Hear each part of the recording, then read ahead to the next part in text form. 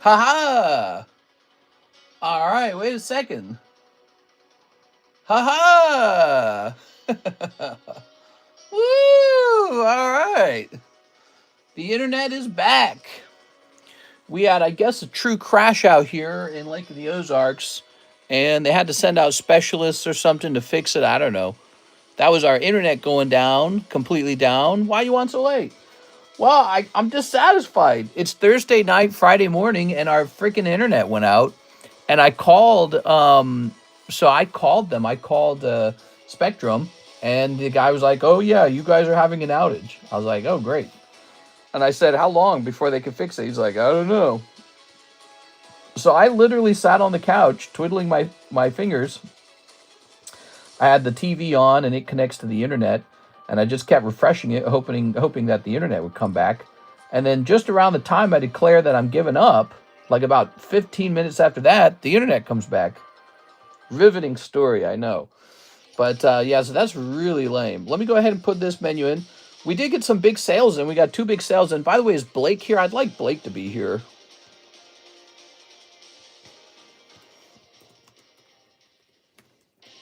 We're live right now. Right, that's too bad, man. He was disappointed because we didn't get his order done. And it appears he might have just gone to sleep, and now the internet is up. Can you believe it? Let me copy this. Back here, jump back here. We're going to call this part 2. Part 2. Free Slab giveaway. All right, we can save on that. Okay, let's hit refresh on the giveaway. Never give up, never surrender. Yeah, well, technically it's not 5 a.m. It's not 5:30, so technically we can keep going. We lost about maybe a little over an hour, but and that's pretty bad. But it's not the end. Yeah, it's not the end. All right, the giveaway's been reset. Keyword TCC. Oh, I got some labels to print. Apparently, what are these? We got 3 labels to print. Oh yeah, that grammar card needs to be shipped, huh? Okay, it's $5.19 for me. Doesn't the internet company know people need Pokemons? I'm really disappointed in that. You know, that most likely cost me some sales tonight. Okay. Let's go ahead and delete these. We got Steven Gonzalez, slab away for the girly card. All right, Steven Gonzalez, let me set that up. Oh, we were working on Sarah Dusenberry's order, right? Ms. Dusenberry. But let me go ahead and do this for Steven since I just declared it. Steven Gonzalez. Here it is. It's going to say October, and then it's going to say BGS 10, Nikkei, what's her name? AXC or something like that. What was her name again? I don't remember her name. Where'd she go, actually? Where'd that card go? Is it over here? I don't know where to put it. I believe it was for $150. Boom. All right, so that's set up.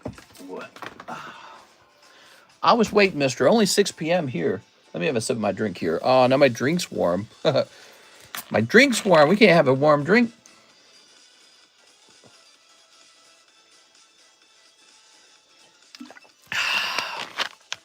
I told you I wasn't going to leave.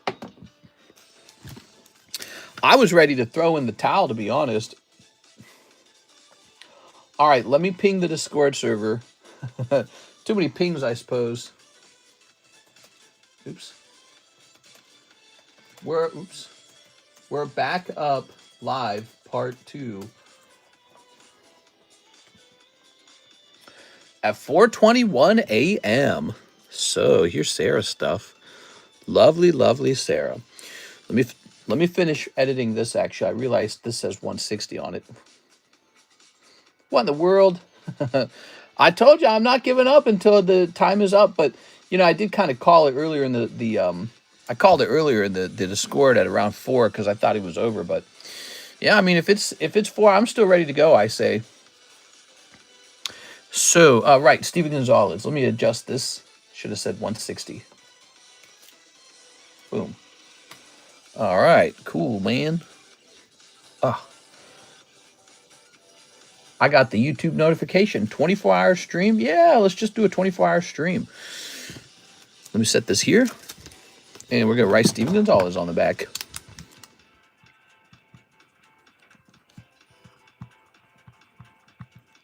Perfect. Chronically tardy. No, we had an internet outage. There we go.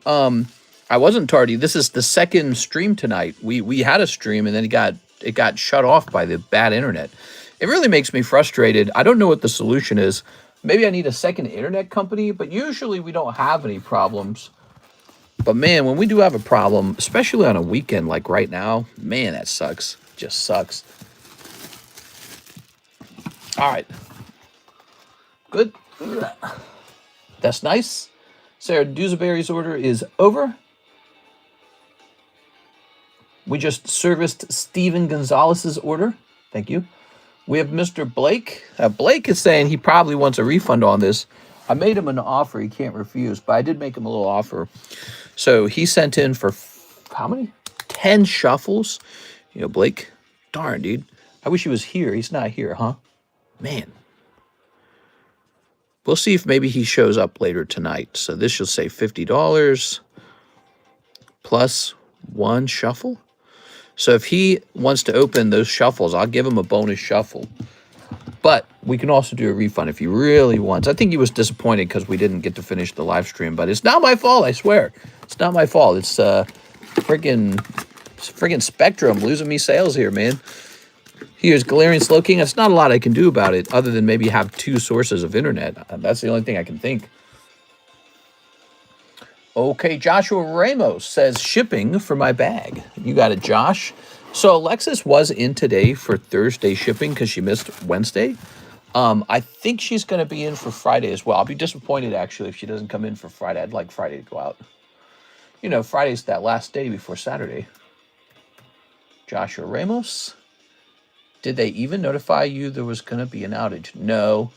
No, it didn't appear to be any kind of work that they were doing. I asked him if it was planned, scheduled work, and he said no. So we were just experiencing an outage. I guess that's maybe like not a surprise because they were doing work like a week ago. And sometimes when you implement like an update or something like that, it ends up having a bug or something in it. Who knows? It cost me a lot for them to go down like that. If they went down too many times a year, it would justify me probably getting like, I don't know, like Starlink or something. I have no clue. I should talk to AI about some possibilities. All right, Joshua Ramos. Getting some shipping done. Oh, wow, that worked on the first try. That was nice. Not used to that. All right, cool, man. Now, we've got probably a pretty small audience for the next hour or hour and a half, however long we decide to stay on. We probably got a pretty small audience, but that doesn't mean that we can't hang out, have a conversation, and I can even price up some cards for you guys if you want to see some cool slabs. I feel like we should have a slab ranking system for what I think is actually coolest or hottest over here. We are. Jump over here. We do have an order from Miss Six. She's going to open up some stuff. Love the pricing. Did you just come back? Yes, I did. I just came back. The stream is 9 minutes old. Six says 2 of the 151. Chinese. All right. Here they are. 2 151s. There they are. Ooh. Use the Wi-Fi hotspot on your phone. That might work. Actually, since we're streaming from the YouTube app recently, that might work, sort of. Here we are. Here's Kangaskhan. Boop. And here is Starmie. Boop. All right. I would love to get paid very little to be like your assistant for your business. I need some experience doing that. I would love something to take my time up. Ooh, I hear you, man. Although what I would be looking for as the business would be something more like permanent. We are. It's interesting. If you ever sort of run a small business, you really end up doing a lot of thinking about what your goals as a business is. It is. All right. Here's that Vulpix. The one guy was interested in my quest stickers. Here is Suicune. Here is Dragonite. Ooh. Yes, he's back. Tell a friend, says Cody. So, let's grab just a handful of these fresh BGS slabs. These just came in. Look at all those useless 9.5s. Terrible, dude.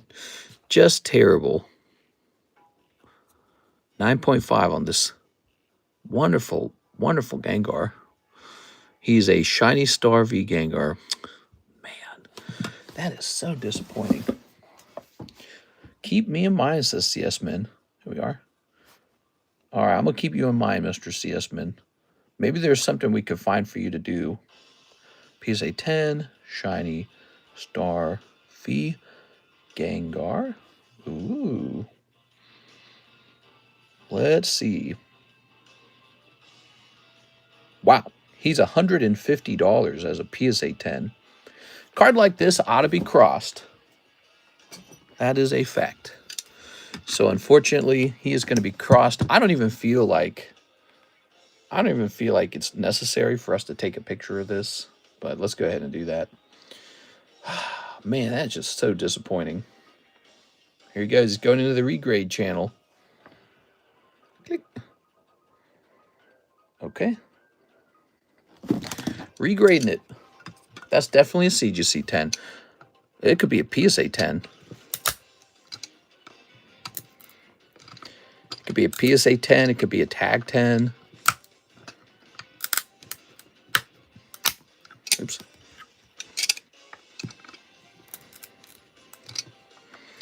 This is that new Legends CA music. I ought to get a nice bottle opener, beer can opener, and test that out on cracking a slab, because that actually seems pretty clever, doesn't it? This wrench is really strong, but maybe it doesn't need to be so strong. Maybe a bottle opener would get it done, you know?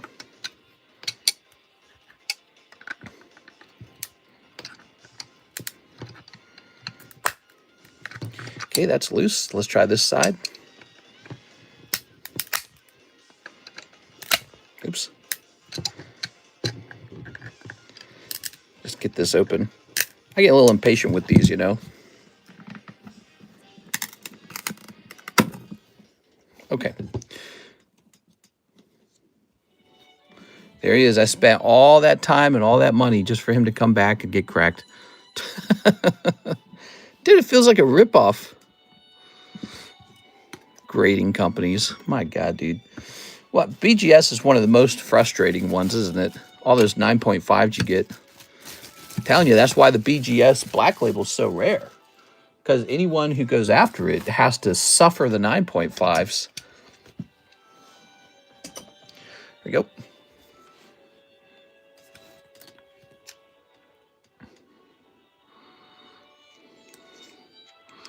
This is a pretty valuable PSA 10.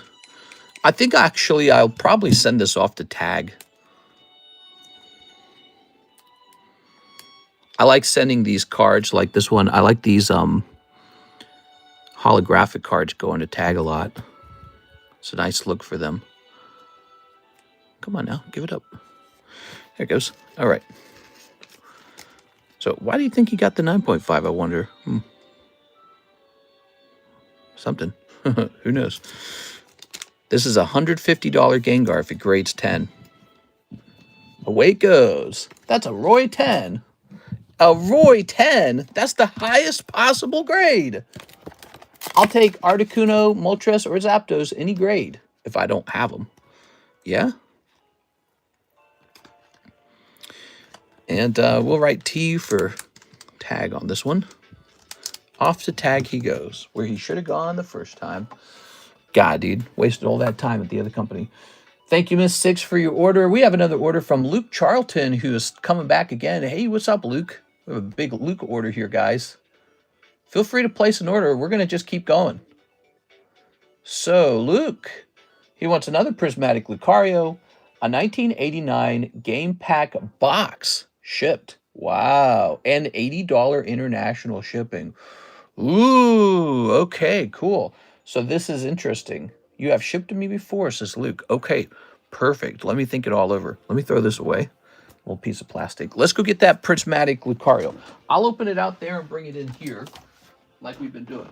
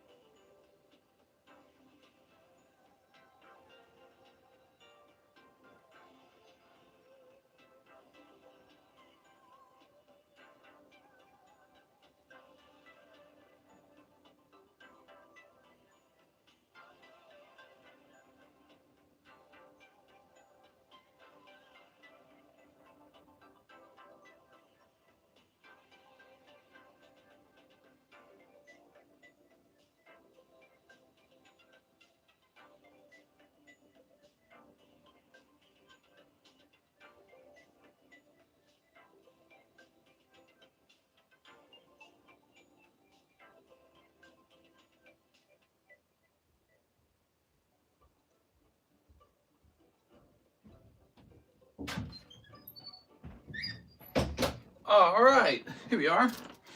I'm glad you guys are opening up these prismatic boxes. I feel like they're the best thing on the market right now.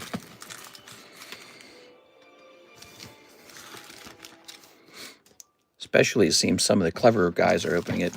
I picked you a nice looking unopened one. Okay. Notice it doesn't have as much of an X on it. Good looking box. Okay. So here's Tyranitar. Gold 6,700. Woo! Man, I should have bought more gold, huh? It's so easy to get FOMO when you see an asset class exploding. Here's Lucario. I bought $500 of a rare earth mineral company today. $500 of stock, which is really just a little bit of money nowadays. We are. Okay. Gold is cool, but now that it's popping, it might be kind of too late to be jumping into it. It is. Who knows? Who knows? Because who knows what the markets could do. It's always crazy out there. I'm wary of gold, though. I don't think of gold as a productive asset, just a speculative one. It's a store of value. It's a global store of value. And the reason you would buy gold is because you really don't trust the US dollar. So you could just store your money in the bank earning 4% interest. Well, probably these days you get like 3.5% interest. So you could just store your money in a high interest bank account. You could store your money in cryptos. Cryptos can be traded around the world.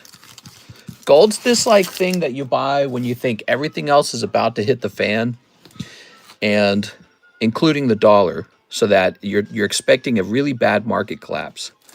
Ready? Really bad instability.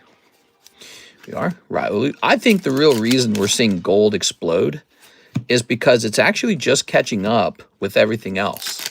Like it's just going to where it should have been this whole time. Gold should never have been so cheap. It is. We saw every asset class get super expensive over the last couple of years, and gold just kind of, it moved up a little bit, but it didn't really keep pace. And now you got people watching these trade wars going, hey, wait a second.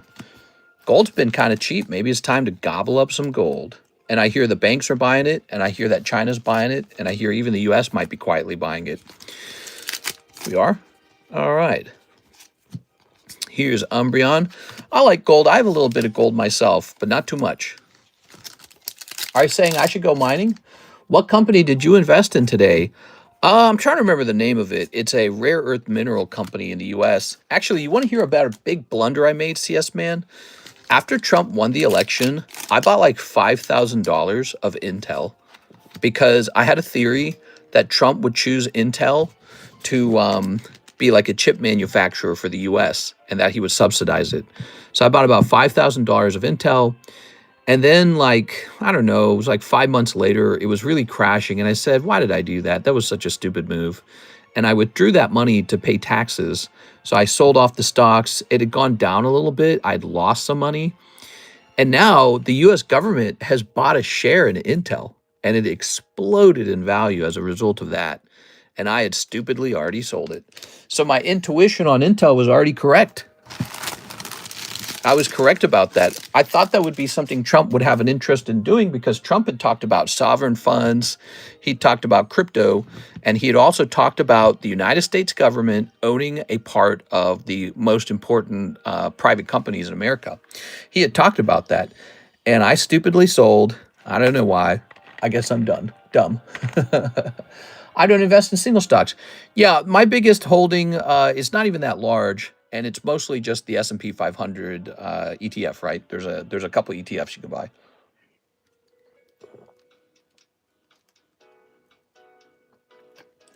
and that's done pretty good. That's done like 17% in the last year. 17. But I don't hold a lot of stock. But stocks are cool.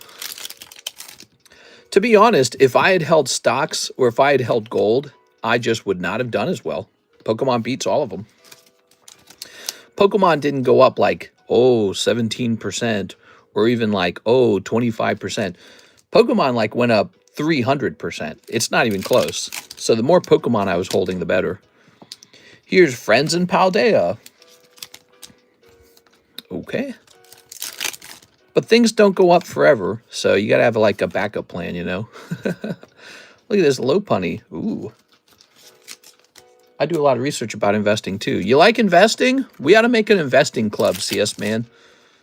And you're in school for what is it? Sociology? You ought to skip that, man. You ought to go to school for business and finance. You know those sociology jobs? I bet you they don't pay anything, man. You'll never get rich on those jobs. Those jobs are going to start you. You'd probably be like a government job, sociology, unless you get a professorship kind of situation, like you're like a famous sociologist. But man, there's so much money in business, and there's so much money in finance and investing. There's so much to learn too. Like it's not a I think sometimes people get into the sciences because they sound fun or because they sound like noble or sophisticated, but man, nothing's more sophisticated than trying to make the correct gamble in the market. That's really sophisticated. And you can go to school for that all day long. Here we are. I'm transferring to business right away. I don't care about sociology. It was just to get into NYU. Oh, I see. Yeah, I actually took like 2 sociology classes. I took an intro to sociology, and then I took it was like a sociology economics course. And it was like a super, super woke course that just talked about the rich and the poor. That's all it was. I took that back in, I was so young, dude. I was like, I must have been like 23 years old when I took that course, I think. And so if I'm 36 today, that was 13 years ago. Wow. Crazy. We are. It had some really novel concepts in it, though. There were some good concepts in the class. Like there was this one moment in the course where it talked about how, capitalism talks about everyone getting rich and everyone can be a business owner. But then the book kind of the course kind of posed a problem. It's like, what if literally everyone was a business owner? Well, that would be impossible. So, it was talking about how economically the structure of a society is that some people rise into business ownership positions and everyone can't do that. Some people have to be like, below them in some sort of business hierarchy. So it was interesting. I really liked micro and macroeconomics a lot. So I took those 2. I took macro and microeconomics. We are. Ooh. You got Friends in Paldea, I mean. I almost said Galar. Sneasel, Carmine, Umbreon Hollow, Archulodon, Flareon, Umbreon again, but he's reversed. Lucario, Tyranitar, and Tyranitar. Well, that's 2 cold boxes of the wonderful prismatic Lucario Tyranitar stamp set. Hate to see that you didn't pull a Master Ball or an SIR. We have more if you decide to go a little bit deeper. And let's go ahead and grab your bags now, okay? So you said you want some big boy shipping for the big stuff. And we got your box here of the Nintendo game packs. And we'll try to declare this as pretty cheap too, okay? We don't try to over-declare it. Here we are. We try to get you a low declaration. Like, for example, you see how these are just open packs now? We're just going to try and declare these cheap. All right. Hopefully they don't mess our label up. Here we go. Hey, what's up, Gamer Dad? Only thing I remember from microeconomics is demand and supply curves. Yeah, actually, I don't remember much of it. You know, I got A's in both of those courses. I got an A in accounting, I got an A in microeconomics, and an A in macroeconomics. All I remember is microeconomics actually got into like actual, like, there were like formulas. There was formulas and theories about those formulas. And then it was really focused on pretty complex ideas about pricing and all this other stuff, whereas macroeconomics was more like understanding like the concept of economics itself. It felt like, and I felt like that class was a bit more boring. I actually liked micro more because it was like actually applicable. The ideas you could actually apply to a business. Okay, Mr. Luke, y'all getting anything from the new SpongeBob set? Not me. SpongeBob-a-doo. We have 4 boxes of that SpongeBob left, so we have plenty. So, okay. So, Mr. Luke, you actually have room for more stuff to go into that box. And let me see something. So, let's see how we doing. Robert Thomas just paid it. What? Robert Thomas? Woohoo! All right. NYU Stern is like top 3 in the world, so I'm working towards that right now. That's why I want to work for you, mister. Yeah, I don't know what you could do for me. That's the only problem. It would be like a temporary job, so I don't know what kind of cool temporary job. Maybe maybe you can work together with me and we can do like a fun project. There is a project I'd like to work on that I just don't have time. Here we are. See, you've got something I don't have. You got time. I don't have any time. All my time has been booked out for everything. So I'm about as efficient as I can be. I can't do anything else. It would be inefficient. All right, we'll mark this as, let's mark it as 3 pounds. We're going to say it's a pack. Oh, no. We're going to mark this as a regional box. Here it is, flat rate medium. So this would be a priority box. Okay, and in the type of contents, we're going to say merchandise. We're going to say playing cards. We're going to say Nintendo Game Pack. Let's say Nintendo Tops. There it goes. We'll say that has like a weight. And we'll set the value of that. And then item 2 shall be playing cards. And we'll set the weight. And we'll set the value.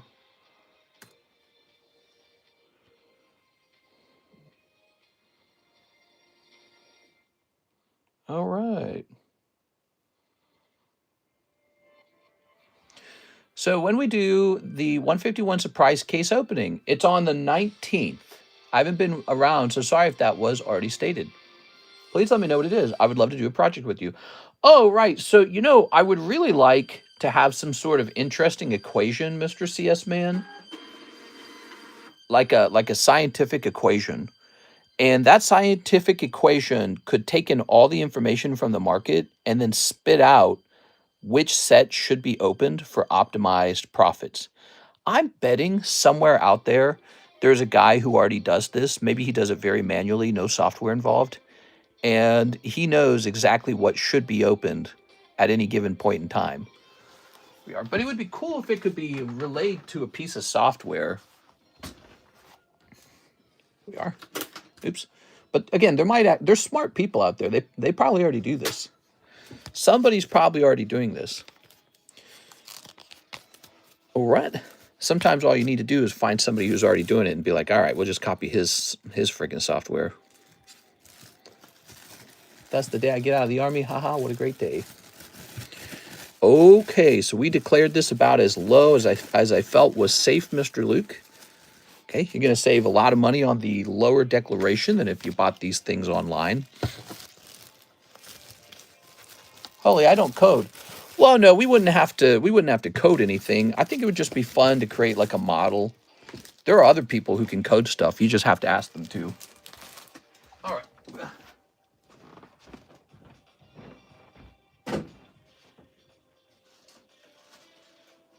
Good.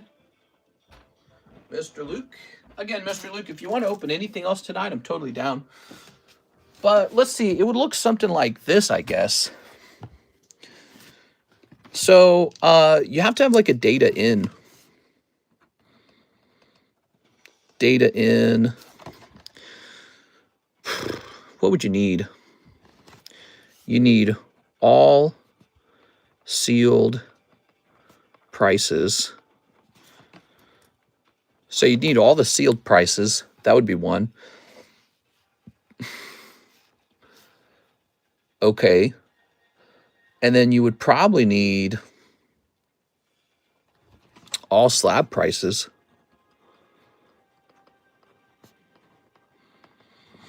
So you need all this data, right? All the sealed products, all the slabs. So like all the last sold on the slabs. And then you'd need probably a sales velocity.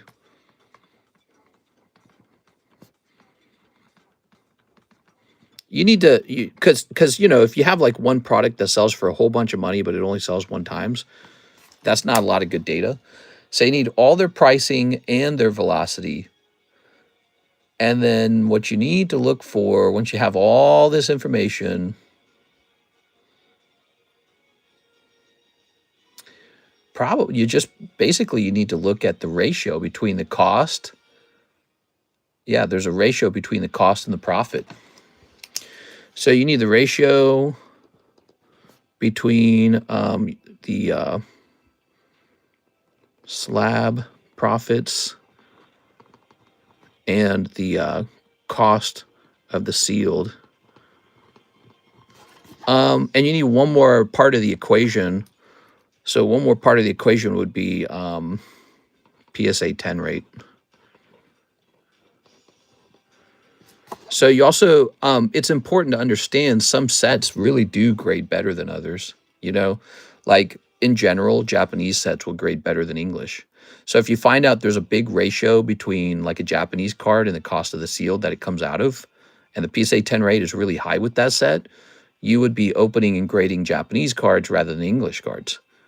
So that would probably be it. I would also probably say you need to understand promos. Promos make a lot of money, actually. So promos too, and you could look at vintage exclusively and just try to understand vintage, but vintage is one of the hardest. So, and it'll answer this question. The question will be, what do I open to have the best value per dollar? So you're really just trying to answer this question. Now, I have a gut feeling about that, but I don't have it in a scientific way. Would be cool if there was some scientific way to know, you know? I think people kind of stab at that a little bit, and there might be somebody with a piece of software that does a lot of data scraping or something. I don't know. But if somebody had this software and it was like 99% accurate all the time, like it could tell you, you could just go buy sealed boxes of whatever was good and then focus your time on grading. You can just open it up privately in your home and grade stuff. So somebody's probably already figured this out and they just work it like a grindstone. We're doing quant financing. No, we're not. But that's not complicated at all. But you realize that that's an important subject, and most people aren't working on it in any difficult, you know, sort of manner. They're just doing whatever they're doing. Hey, this sounds fun to open today. Let's just open some of this. Or hey, this looks like a good deal. Let's open some of that. Here's Oscar Resendez. He's next. He says, Trick or Trade Gengar 9. Ooh. Then he says, Go Pikachu 10. And one Brave and one Symphonia. Oscar, I'm assuming these are in the Discord. It's a good idea to let me know so that we don't go on too long of a goose chase. Let's go looking for these. Okay, you ready? So, there's a Gengar 9. And there's the Pikachu 10. Okay, so we're going to say Pikachu, Pika sold. And we're going to say Gengar sold. Now, I should have a system for finding both of these. We've alphabetized this. What do you know? And Pikachu has to be in this box. He has to be. Quick search for him. There's a different Pikachu.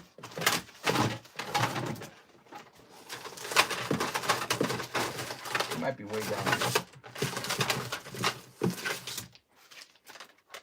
There's a Slowpoke. Here's a different Pikachu. Look at this Pikachu, guys. 90 bucks. Holographic 10. That's pretty good. Oh, there's the Pikachu go. I found him. It's working. The sorting system is working. We found those nice and easy. That would be a great website to make low-key. You could also generate your own data based off of what people want and what is piping. Now, here's the problem. If you had software that good, that you knew what the best thing is to open and grade, why would you share that with anyone? It would just make that item go up in price. So, you know, as people read your website, they would go, oh, well, I should be opening and grading this. And so they would go out and buy that sealed product until it's expensive. And so the website would just defeat the idea. Much of Pokemon pricing is based on hidden information. See what I'm saying? The art of collecting Pokemon cards profitably is about secrets. It's not about information sharing. We are. When somebody's found out something in the hobby that's working, it's not really such a great idea for them to talk about it, because then the whole Pokemon hobby will ravenously, like wolves, rush to be the first, like all the scalping and all that. The lines at the GameStop, you know, the Walmart botting, there'll be lines of scalpers just frothing at the mouth to run and profit off of it. You know? All right. There we go. Pokemon has become for finance bros. Well, I would argue Pokemon always was for finance bros. It's just that a lot of people didn't realize it yet. But yeah, I mean, it's fundamentally a market. That's what a collectible is. A collectible is a market because you collect it and then you trade with other collectors. That's a market. And you do your best to get the good ones. So Oscar wants a Brave and a Symphonia. You got it, man. I understood market ideas when I was very young. I was like, oh, this guy over here is motivated to buy a Slowbro, and this guy over here is motivated to sell a Slowbro. So the guy who's motivated to sell, he will go under market to get rid of it faster. And the guy who's motivated to buy, he will pay a little overpriced to get it today. And so the more you understand that, you just start plugging things together. That's how you act as sort of like a Pokemon day trader. You start to understand these things. What are people motivated by? There we go. All right, what do we got? Ooh, Executor. I'm motivated to buy your entire collection. No, you think you got the money for that? You want to cash me out? I'll do 20% under market, but you got to buy the whole collection, every last piece. We are. But I'll do 20% under market. It'll be your collection. I'm going to go buy a house in Las Vegas and retire. We are. All right, Oscar Resendez. You would become the trading view for Pokemon. There we go. Well, you know, that's what happened with the sports cards. You realize that there became like investment firms just for Pokemon, or just for sports cards.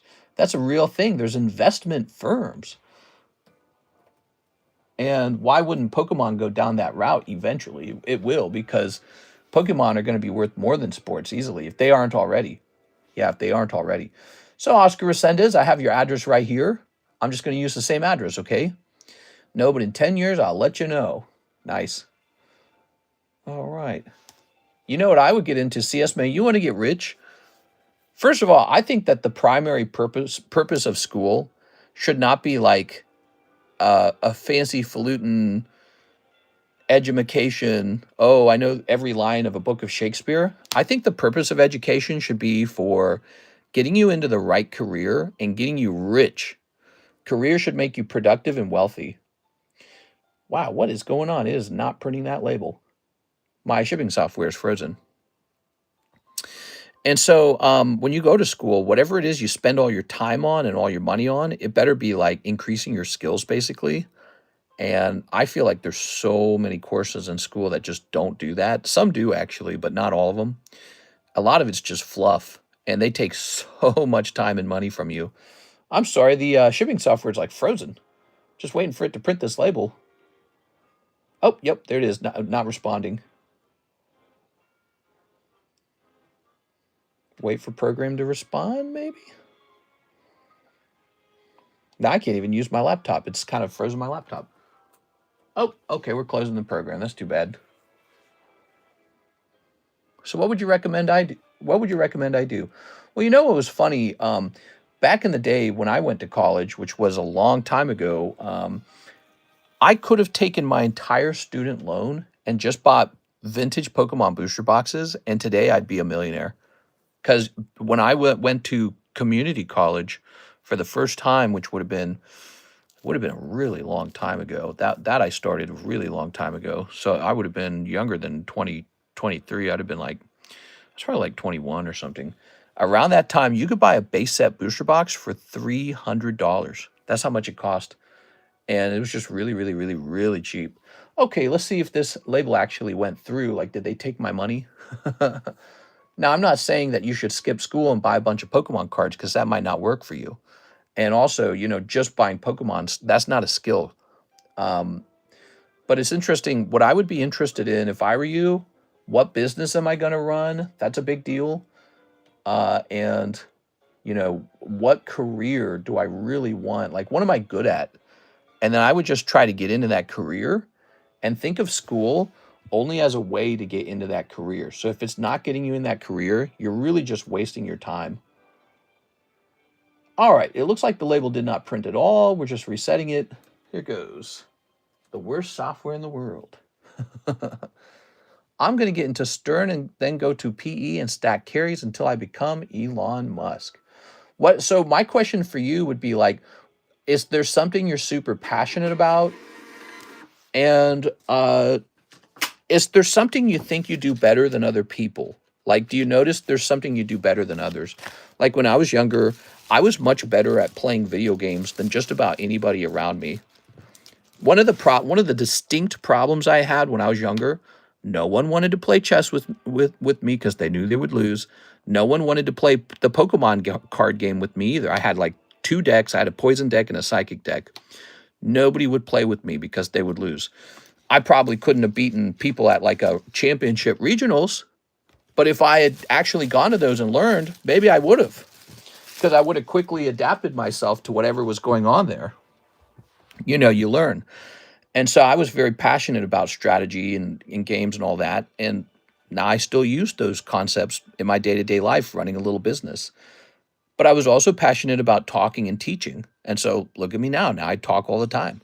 So I ended up getting a job where I talk a lot. And that was an example of me knowing there was something I did better than others, which was talking. It was definitely gaming and talking. That still applies to my work today. And if I wasn't doing this, I might have a different talking job. Let's see. I'm sitting on a master set of celebrations and sealed boxes of celebration. Hit the like button. How are you? Hey, how's it going, Heath Davis? All I wanted in school was breakfast, lunch, and an art class. Maybe you're meant to design stuff. Maybe you're meant to bring culture. I don't know. Read books, low key, so much knowledge. Yes, you guys have to do reading. I actually agree with this. I'm reading a Richard Dawkins book, and I'm reading a 50 classic business book. I don't have a very high-paying job, but I do plan to retire a millionaire. I just buy the S&P 500 and max out my Roth IRA. Dude, I hate the Roth IRA. I hate that, and I hate the 401k. I feel like they're such traps. I used to love the idea of them when I was younger. I'm older now, and I don't like either of those. I feel like it's a trick. It's like old people saying, hey, young people, put all your money in this locked up bank account so that you just keep pumping the market for us. Don't worry, you get to use it when you're 60. And it's just like, ooh, that sucks. Here's Heath Davis, 1 SpongeBob. Okay, Mr. Heath, 1 SpongeBob. Let's go grab it. I hate it. I don't like those at all. I know that they're like tax deferred. I know that they're like, 401k will come with like, oh, your boss will match it or some stupid crap like that. But it doesn't matter because you'll be almost dead by the time you get that money. And if you just took all your money, all of it, And instead of putting it in these stupid, they're basically funnels for rich people. You're just stuffing the stock market with all your money. And the rich people are going, oh, good, my stock price is rising because we got these two stupid things that Americans have to buy. That's like a bubble. Imagine that worked with Pokemon cards. Imagine there was a government program where Pokemon cards, you could buy them before you pay taxes. So it was a tax-deferred product. So you say, oh, I got to keep buying Pokemon. And imagine your employer would match you when you bought Pokemon cards. Imagine how fake the price of Pokemon cards would become over time. That was Kiyosaki helped me understand that. It was really difficult because he doesn't like to explain it very well, and I think he does that on purpose. But it took a long time for me to realize what was going on there. It has to be in a giant bubble. It has to be because we have these fake programs saying, well, you have to buy stocks. That's the 401k. Well, you have to buy stocks. That's the Roth IRA. And all these people who are already in the stock market like benefit from it like crazy. They'll go right to your thighs. Oh my God. Here's, what was this guy's name? I don't remember. He was like Rayman or something like that. Man Ray. Oh my God, I was close. Harold. And Harold. That's for you, Mr. Heath Davis. Yo, open your window and don't worry about the loud buzzing noise. No, it's 1,000 bees. Mister, don't you buy back cards or do trades or something from the bags people have there with you? I'm very open-minded to trades, especially trades where you're trying to trade me your raw cards for like a slab. And you can trade for virtually anything, but slabs especially, and I've just got tons of slabs that I need to get rid of. If someone ever says read Rich Dad Poor Dad as the first recommendation, you just know they didn't read the book. Yeah, it was good, but not the best book. It's the online business guru punchline. It's a good book. Rich Dad Poor Dad continues to be very smart. It breaks people out of the matrix. That's what it does. It breaks people out of the matrix when you start to understand well, it's one of those steps in understanding the concept of money. It is Ripper's Reef. There we go. All right. Kiyosaki's understanding of taxation alone is worth it because he understands how the strange advantage that corporations and wealthy people have because of the fact that they can tax shelter, they don't get taxed twice. So what were the quadrants, right? You had the worker, you had the small business owner, you had the big business owner, corporation, right? And then you had the investor, right? Those were the four quadrants. And he made these really very correct observations about the world. And that is the investor class is buying these stocks, and the stocks are in this bubble because all the poor people are forced to buy the 401k and the Roth IRA. And so he says, well, that's great if you're already in the bubble, but it's risky and it has to pop one day. And I don't know if that's true. Maybe it never pops. Then the corporation. Well, the corporation has this really bizarre advantage where the government makes loans to the corporation at 3%. That's almost like money printing. It's very close to straight up money printing. And just that 3% makes it not money printing. However, as the government continues to actually print money, the value of corporate debt goes down. Because if you have $1 million of debt, but the value of the dollar is falling, that means the value of your debt is falling.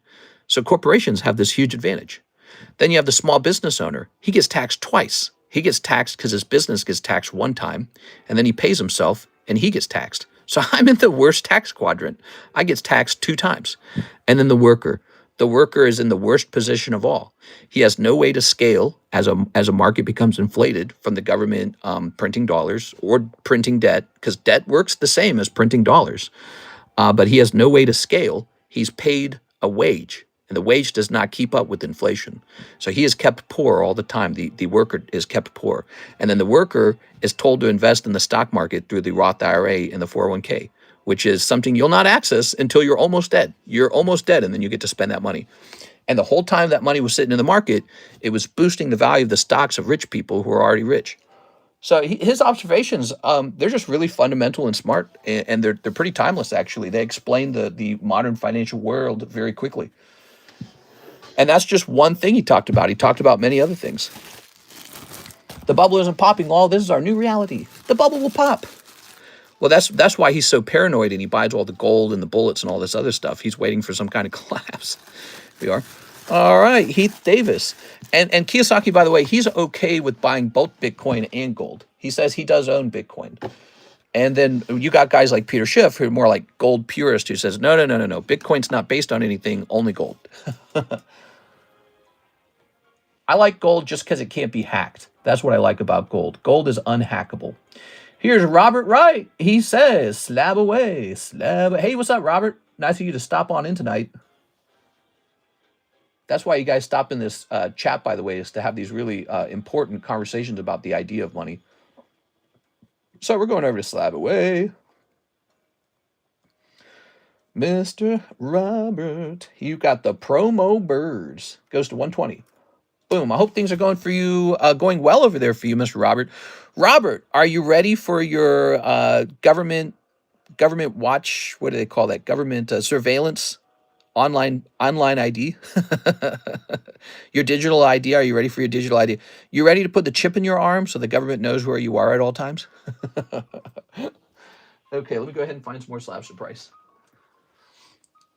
I haven't been able to find packs of products in the wild since Journey Together. The bubble will pop. This bubble isn't popping. Law, this is our new reality. Oh, you're talking about Pokemon. Yeah, Pokemons they're pretty expensive now.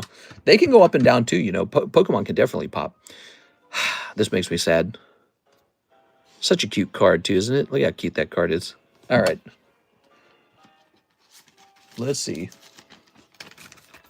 Yeah, Rich Dad, Poor Dad's a great book. C.S. Min, have you thought about looking into accounting, financing, or statistics? There are many applications for statistics that you need to know in your field you're working in.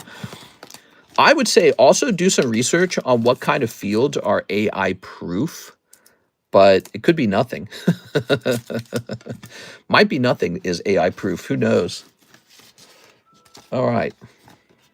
What do you guys think? You think anything is AI proof? Wait, let me ask AI. AI will answer my question.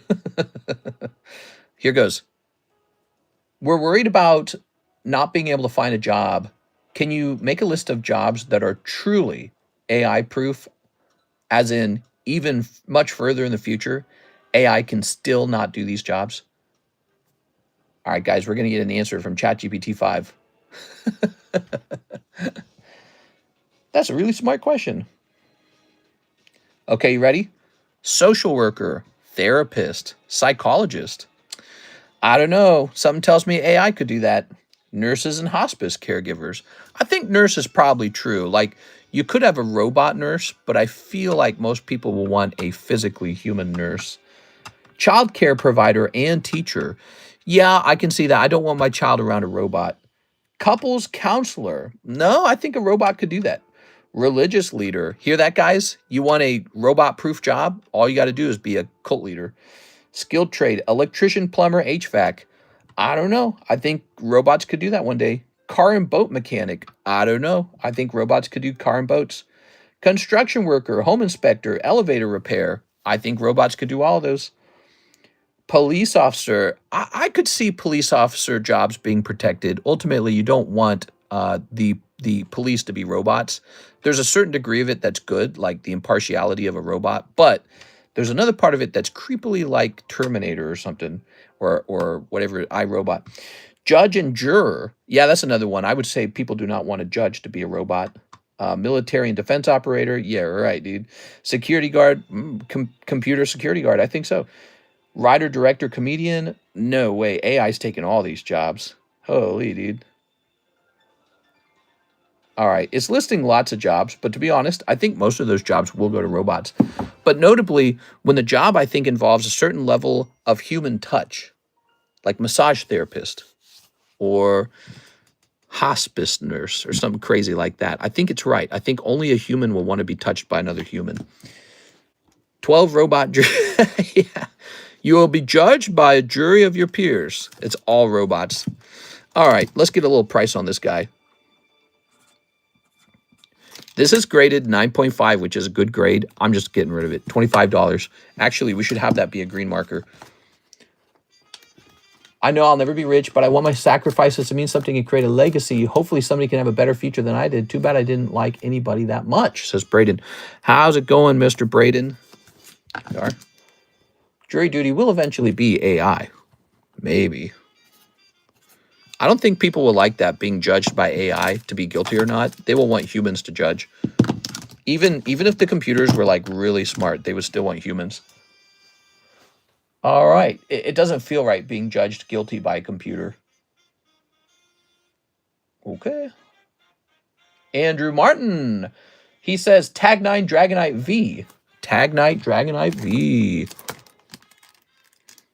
Tag 9 Dragonite V. And the rest to slab away. Ah, you want this guy. Okay, here you go.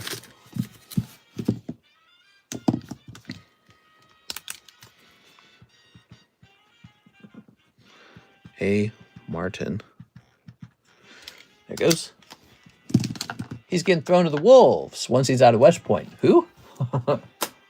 The rest is slab away. $15 to slab away.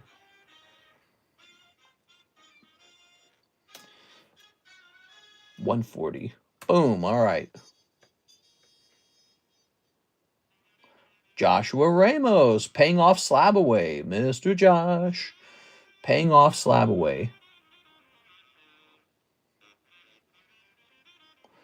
CGC 10 Tyranitar. Okay, let's go find that. Ready? What do you guys think? I want to hear some ideas on what jobs will truly be AI proof. Does anyone have an idea? What jobs will truly be AI proof? Here you go, Josh. Nice card. Okay, that's cleaned up. One raw shuffle. Add to my outgoing business. Here goes. Construction and architecture. It's Chan Yanni. Hello, Chan Yanni. How are you? You get this one. Oh, I hope that's good.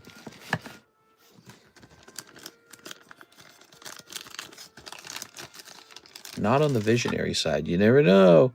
Oh, this is a little bit of a better pack, actually. Look, you got oh, I like this. Oh, you got a nice little poker card from the Disney cards, too, huh?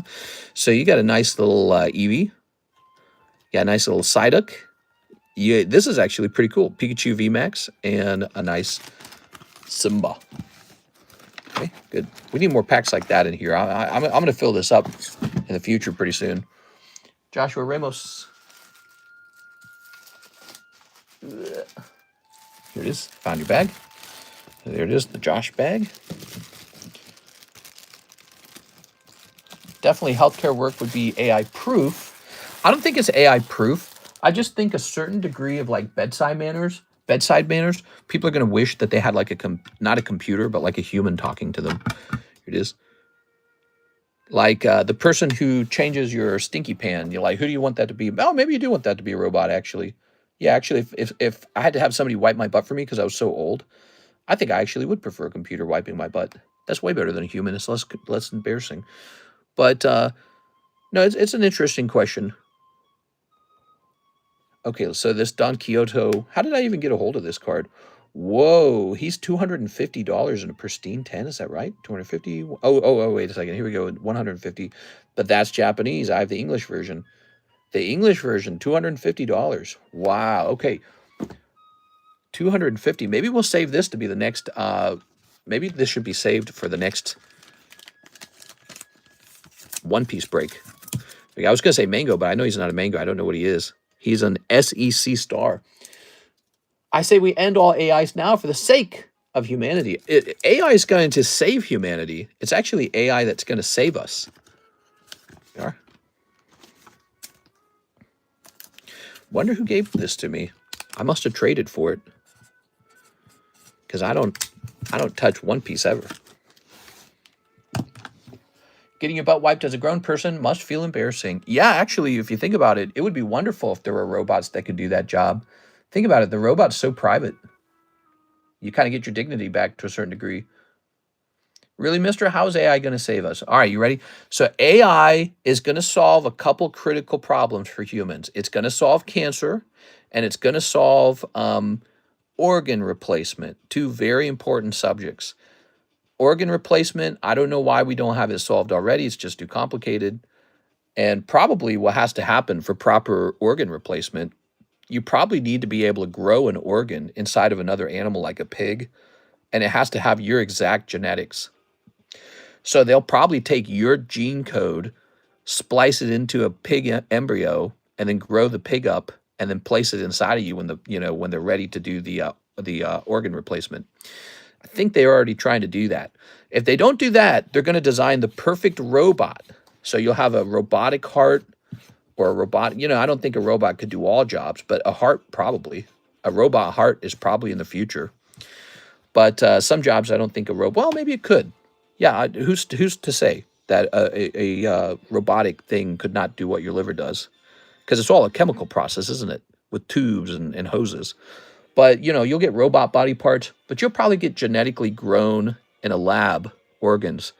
And we haven't figured out how to do that correctly yet. But when we figure that out, it's going to extend human life by so far. I mean, imagine a heart transplant with the genetic copy of your heart. It's just going to be amazing. So there's that. And then there's probably cancer.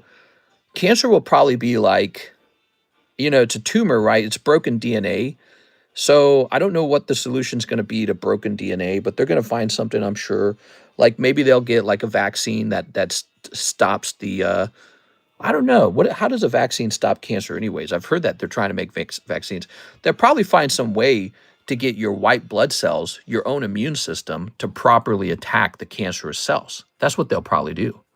And if they don't do that, they'll probably... Yeah, I don't know. It's a good question. I don't know exactly what they'll do. It's a really good question. But I also think DNA will be spliced in the future for the creation of humans to a really heavy degree, and AI is going to help us map out that DNA. So that's what I really think is going to happen. I think the world's going to change because of those things. All right, let's see what we got here. AI replaces Jesus. I don't know about that, but I think there's going to be some great improvements. Robert Wright is here. He's talking to me through PayPal. He says, this will make you laugh by government. Law people in the UK are only allowed to one full-fat Coke drink with the meal. I heard about that. Yeah, I heard about that. They tried to do that in New York, by the way, years ago. Mr. Robert Wright, he's talking about a law they just passed in the UK that says you're not allowed to refill your soda drink. And that is because soda is actually so bad for you. It's incredibly bad for you. And you're just kind of allowed to drink as much of it as you want. And then if you get really unhealthy from drinking Coca-Cola, well, everyone else has to pay for your health care when you're really sick. Now, a lot of people hate being told what they're allowed to eat and drink. It's super intrusive. But that's also the consequence of having the government pay for your stuff. So if you ever want to be free to drink and eat what you want, what you got to do is have everyone pays for their own health care. That's how you fix that. But as long as the government pays for it, yeah, the government's going to start banning the things that actually cause all the problems. And Coca-Cola is one of those things. Let's see what else he says. Regarding the digital ID, it's the old prime minister's son making it, and he's going to earn millions from everyday tax-paying people. Oh, yeah, it's always somebody's family member or friend or, second cousin happens to be part of the company building this software that now the government's mandating that everybody uses. Javier Arroyo says, what's up, Mr. 5 Pokey Shuffles, 3 Mega Evolutions, 1 Prism. By the way, did you guys notice Mega Evolutions cheaper now, $11, okay? So our Mega Evolutions are cheaper. That's right. I bring prices down too. I don't just move them up. They go down as well. So 5 Pokey Shuffles, 3 Mega Evolutions, 1 Prismatic, 1 Azure Lane, Volume 2. I have a bag. Okay, big order. I like it. This is a big order. Let's go ahead and get these Pokey Shuffles. I saw a documentary on a company trying to find a cure for cancer. Dude, I bet you we're getting so close. I bet you we're getting so close.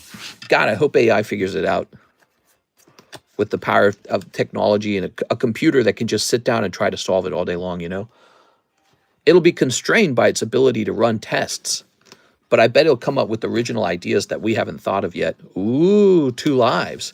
1, 2, 3, 4, 5, 6, 7, 8. All right, that goes back in. Good luck with the 2 lives. Oops. We got 1, and we got 2. No luck on the lives this time. I'm sorry, man. Somebody did that the other day, and I think he actually pulled something. It was really cool. There it is. Okay. He wants you guys in the Charmeleon break. Let's show that off real fast. It's called the Lightning break because it has less than 10 spots. So it's a faster moving break. We have another break you might not have jumped into yet. It's this McDonald's Pikachu break. $30 per spot, 10 spots. 2 of those already went off. It is. So 3 mega evolutions now. We got to get those mega evolutions. We got 1, 2, and a 3. Yeah, it's so funny because they try to justify the government issued ID, the digital ID, right? That their surveillance ID is what it really is. The government wants to surveil you, and they justify it by saying, "Well, we've got an illegal immigration problem, and this solves it." They could have solved the illegal immigration problem a long time ago. They clearly don't want to. One person, it's almost like they've manufactured an emergency problem, and now they're saying, "Hey, we've got the solution to the emergency problem. Everyone has to get a digital ID." It's super creepy. It's super creepy, and no one's gonna like it. No one's gonna go along with it, right? It's gonna be, well, they probably will actually go along with it because they don't. I don't know. Maybe this will be the straw that breaks the camel's back. Maybe not. But in America, could you imagine that trying to pass that in America? How insane people would go. Here we are. That would never fly in America. It would maybe fly if everyone trusted the government and it was being done like innocuously, like just sort of like if it wasn't being done in a certain political way. Like, oh, we're having a crisis, quick. Everyone install a microchip in their left eyeball and then sign up for a digital ID. Quick, everyone put a barcode on the back of their neck and sign up for the digital ID. Oh my God, dude. And throw your cash away, and we're going to buy back the gold, and now you can buy Fed coin. The governments want power so bad, they always think of another way to own and control you, like you're their servant. It wants this so bad. Ooh, doggy girls. Government frothing at the mouth at a new way to control and own you, because the government is all about control. Everybody who works in the government loves management and control. They're like, how can we get the little people to do what we want them to do? Well, if we could just surveil them perfectly, it'd be so easy. It could be paradise. You don't need to own anything either. We'll give you what you need because we can think for you. We're smarter than you, actually. Yeah, here's Lieutenant Surge. Here's a mega camera up. God, I swear. Some of those people in power must hate the rest of the world. They must hate normal people. They probably rue normal people. They go, oh, not the poors. Oh, no, not the commonwealth. Not the folk. Here's, ooh, iron leaves. Look at that. Beautiful pull. That's for Javier Arroyo. They almost certainly hate. I'm not saying everybody in power feels that way. I think there's probably plenty of normal people in power who just really love people. But I'm saying some of them probably look at the normal people and go, don't let them touch me. They probably look down so harsh. Like, oh, look at these pathetic type that we rule over. It's a tale as old as time. Mega camera up to iron leaves. The doggy girls. Bark. I think that's your best card is the doggy girls. You guys got to open more of that Sneaker Bunko Volume 2. That's where those cards come from. The sexy cards. Okay. The rich deserve their admiration. Yeah. Here we go. All right. Javier. I won the first Burger Chew. So it is possible, guys. If it was in our country's financial interest to be healthy, we would. Yeah, well, and you can make the argument that maybe the United States would do better with socialist healthcare just because the government would then be forced to make us healthy. The government would be like, all right, the fun and games are over, guys. No more smoking, drinking, and eating McDonald's hamburgers. Look at those little McDonald's. The government would be like, all right, we're banning all the bad stuff. Right, like soda's basically like banning McDonald's. If you're gonna ban Coca-Cola, what's next? Are you gonna ban Tootsie Rolls? Are you gonna ban cupcakes? Those aren't healthy for you. Soda's bad for you. Cupcakes are bad for you. Why not ban them both? And that is the sort of the route you go down when you start dictating to people that they have to pay for each other's healthcare, that the government has to pay for each other's healthcare, which is a noble idea. It's perhaps one of the most noble ideas, which is why it's so seductive. You're like, oh yeah, everyone should be paying for everyone's healthcare. It's the righteous thing. But it's like, then you go broke because everyone's drinking, smoking, eating cupcakes, and having hamburgers. So you go broke. You go broke, or you have to invent rules that say you can't do that anymore. Here we are. All right. Because the people who don't care drag down the people who do care. That's the cost of socialism. It's a very bad cost. There you go. Or like if you could implement a social healthcare system, but you have to sign a form that says, I don't want to be part of it.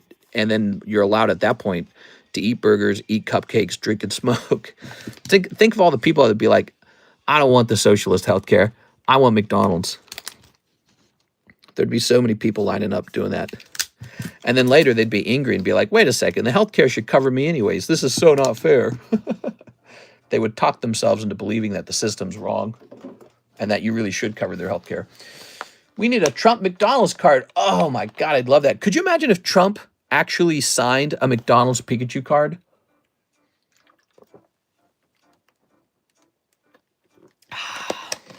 That would be someone's holy grail card.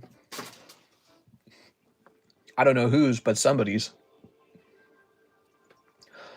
All right, Andrew A. Martin, 3 live customs and another 20 to slab away. You got it, Andrew. Hell yeah, dude. 120, oops. 120 remains. And now, 3 live customs. Yes, a trump card of him serving fries. Yeah. I sent 100 bones. Just open whatever you want to me.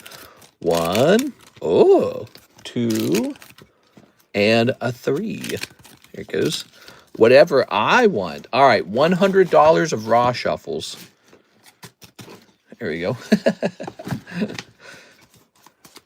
Karuta Gengar. Karuta Gengar. Wow. Somebody's picking up a Gengar right now, and it could be you. There he is. Very cool, man. Okay. Andrew A. Martin. Ta-da! A huge hit. Why not just buy more Carmelian spots? Tossing this out. Okay. So now we've got click, Mr. NHCC. Jump me in the Charmeleon break. Here you go. NHCC. Okay. Ah. This tickles its way up to 5 out of 8. Good. Okay. Mr. CS Man, I don't know what to get, but I want store credit just in case. All right, guys, what do you think? He just gave me $100, so what do you think? 20 Poke Shuffles? You're $56 short of this thing. That's the jumbo pack break. For not the jumbo pack break, the jumbo Japanese pack comes with one of every Japanese pack, except actually it doesn't have every Japanese pack. He says, wait, I'll send. Oh, you'll send?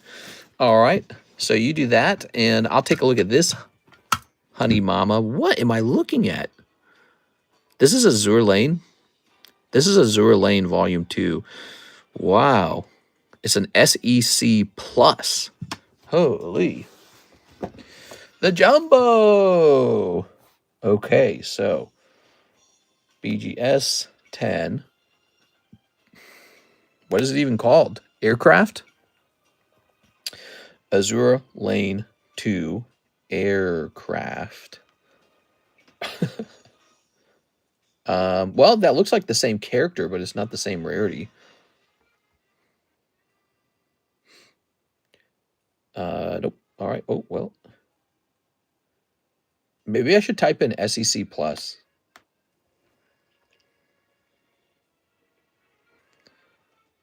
There it is, SEC Plus. You will. Oh, there's one. Found it. Okay. So here it is right here. They want $972. They're in Australia, mate. All right.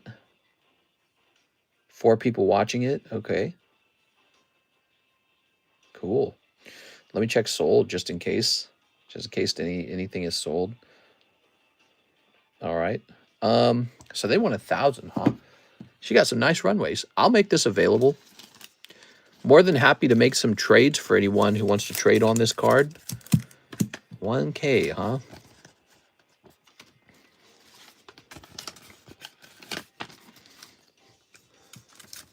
Mister, you price up the Dorothy 9.5? I don't think I have. I don't even know what that is. Dorothy 9.5.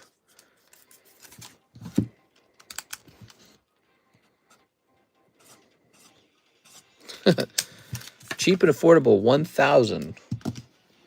Okay. Wow. Big cards there. Salesman says he will try the Pokemon Jumbo thing. All right, you got it, man. Let's move these cards off the table. I'm going to get these out of my way. Okay, set these over here for the moment. Now, I have to assemble this. You ready? Here goes. Let's assemble it.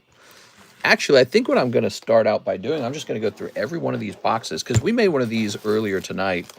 All I have to do is go through every one of these and grab a pack out of every box.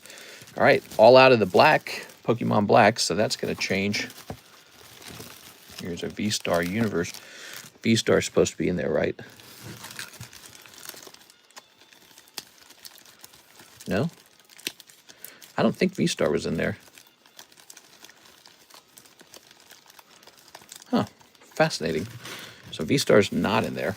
Take that back. Probably because I didn't know I had any V-Star. That's probably why. But there is a Terra Festival. And there's one of these. And there's one of these. Sent you a dick pic on Discord. What? He's lying. Here's one of these. And one of these. Okay. Here's one of these. One of these. Oops. One of these. And one of these. Yeah. Okay, good. Did I miss anything here? Good. Got everything from this box. Now we need one of these. And one of these. And one of these. Okay. And we need one of these. Yeah, we discovered that this was also not in the Jumbo Japanese pack break. So let me put that back. We should add it soon, though, because it'll make it more fun. Oh, you've already gotten one of these. And then you need one of these, which I just found that. That's good. Actually, that means I can move this now to back here and combine these two bags. These need to be combined now. All right, that's how you end up with goofy rounds with like a couple cold ones in a row. That's annoying, isn't it?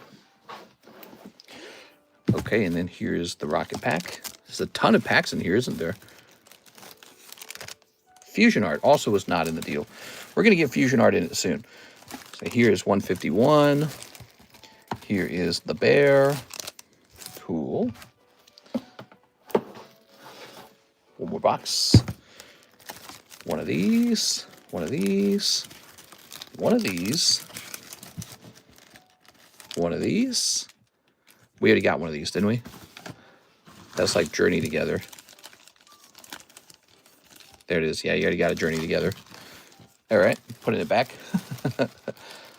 Here is your Sabajudge. And here is one Scarlet Violet. Wow, there's a lot of packs. What do you guys think of this? Does this look enticing? Does this look fun? Okay, there's one more pack. I got to reach way back here for it because it's stored a box over here. Oh, little bonus pack for you. Okay, I'll give you that bonus pack. All right, there we go. There we go. Now, I believe we've got everything, but let's start going through it. So just to be careful about it. Where does it start? Oh, maybe we needed a new box of the Inferno X. I don't even see the Inferno X, do you? I don't think we grabbed any Inferno X. Good. This is why we go through it, so we don't miss anything. Fresh box. Inferno X. Would you replace the black with something? We'll have to do that, yeah. Yeah, notably, we found some fusion art Japanese, and we found some, what's the name of that set? Future Flash or something like that, and that's currently not in the Jumbo Japanese pack break. Pack, whatever you want to call it. And so we're going to fix that. There's your pack. There we go. So we're going to fix that. And then it'll cost a little more, but also the Pokemon Black Pack will come out of it. So it'll balance a little bit. Put that back in there. That's ready to go now. All right, here we go. So we got the Inferno, right? Let's start building it. Mega Symphonia. Mega Symphonia. Mega Brave. Pokemon Black and White. So here's white, and here's black. Okay, those are good. Pokemon Staraptor. That's Paradigm Poopy. There it is. Okay, good. And here's this. Good. And we need the Rocket. Here's your Rocket. Okay. Here's your Heat Wave. Good. Journey Together. Love it. Okay, Journey Together. Terror Festival. Very important. Electric Breaker. There it is. Actually, you know, we'll get so good at this, we'll memorize all the packs, and I'll know if any are missing just from sight. Okay. At the Apple. Here's the Ancient Roar. Now, that's probably not a good way to do it. Probably what really we should do is have these built up beforehand. That's the real trick. Now, wait a second. We already did this. we already grabbed the Journey Together. So there's 2 Journey Togethers in here by accident. He's not supposed to be in there. Here's this guy. We got the Triplet Beat. Billy Beat Bop. 151. Shiny Treasure. Scopes Scarlet. Don't go anywhere. Okay. These are very fun to open, but they can be pretty treacherous too. Okay, and then you got these 2. There they are. And then we're giving you, that's a bonus. Opening this Japanese pack break, it can be really treacherous. Let me explain. Since you're opening 1 from each box, you can go through 30 packs, but not be guaranteed a hit. See, if you're opening a straight up box of Inferno X, you would be guaranteed 1 hit from the Inferno X. But when you open 30 packs, all one pack from different boxes, you're not guaranteed anything anymore. However, on the other hand, you could get very lucky and pull 2 hits because each box contains a hit and you might snipe it from different boxes. The odds are pretty slim of that. It's just that it can happen. It could happen. It'd be very funny if it did. All right. So I always try to explain that. I try to explain that these pack openings, this particular style is very high risk, but also potentially high reward. But also high risk, okay? Let's see if tonight's your lucky night. All right. Okay, trimming that. Okay. Tossing this away. What do we got? Draudigon. We got Camerupt. Rawr. So Pokemon White Pack has some hollows. There's Camerupt. Here's Symphonia. Oh, pulling an SR. Very nice, but it's the wrong SR. That's Inferno. No luck in the Inferno. Here's Journey Together. No luck. Heat Wave. Mag Cargo. Rocket. No luck. This is, I always forget the name. Lost Abyss. Here's Paradigm Trigger. No luck. Here's Zekiram. Ooh, Haxorus. Here's Obsidian Flame? Ruler of the Black Flame. Oh, I actually treat this little card as a hit. So you're going to get lucky and pull a little Umbreon tonight. Okay. Here's a little Torpedo. We got a Virizion. Rawr. 1 SAR. Well, you did pull 1 SR. Let's see. Look at this drawing. This is actually really cute. Okay. Another holo. Here's Night Wanderer. You pull one of these stinky trainers. Okay. Electric Breaker. The turtle. Oh, you did so good. Wow, that's a great pull. Look at that. He got that out of the Japanese break. Isn't that cool, guys? The jumbo Japanese break. It actually paid off. What the blank? Yeah, you did really good, man. That's so lucky, man. So that is a great Salamence of highly coveted artwork. So that's going to be real good. It's not over. It's the fun part. Maybe you pull something right here. Let's see. Oh, you do. You pull a little Volcarona. It's not bad. And here's one of these. Reshiram. Okay. One Reshiram. This is like Battlefield or something. Oh, you're going to pull this girl as well. Look at that. What's her name? Roxanne or something? Pokemon Go could be a big deal. You could pull a, no. No luck. I was going to say you could pull a Ditto. Okay. Here's a little Scarlet. Cold. Here's a little Shiny Treasures. And it has this guy in it. The middle level Frigiback or something. I don't remember. God, that's a terrible Pokemon. And what do you guys think? You think that's a clip? You know, people have not opened up. I don't think people who watch our shorts know that we offer this cool. I don't think they know that we offer this really cool Japanese jumbo break where it's like one of every Japanese set. But actually, I can kind of feel the excitement. Maybe what I should do is actually restock all of the Japanese sets, like every single one of them, and just continue to have this jumbo thing going because it seems kind of fun. Just random, you know. One more pack. It could pull the Magikarp. Come on, Magikarp. Bah, no, it's just going to be this guy with the fat hands. All right. Girls love him, though. Cool. That's Roaring Moon. That's Shinji Kanda Roaring Moon. Put some respect on his name. Well, I'd say he did pretty good. So he's okay, but I like the Umbreon, right? And then this is really, this carries the whole order for you. So this is a great pull. Fantastic. Let's see. This is decent. Not super amazing, but it's decent. This is just okay. And this is just okay. There you have it. $200 in raw. He's so excited. Yeah, the fun part is since it's Japanese, it might actually grade 10. That's the fun part. So, you know, Japanese cards tend to grade 10 a lot more frequently than English. It is. You can do a compilation of these. Oh, true.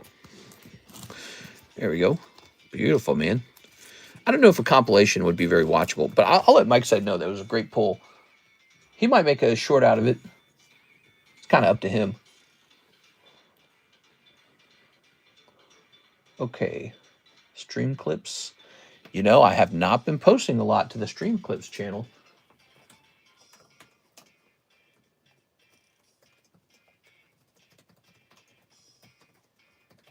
The Japanese jumbo pack. He pulls a nice Roaring Moon.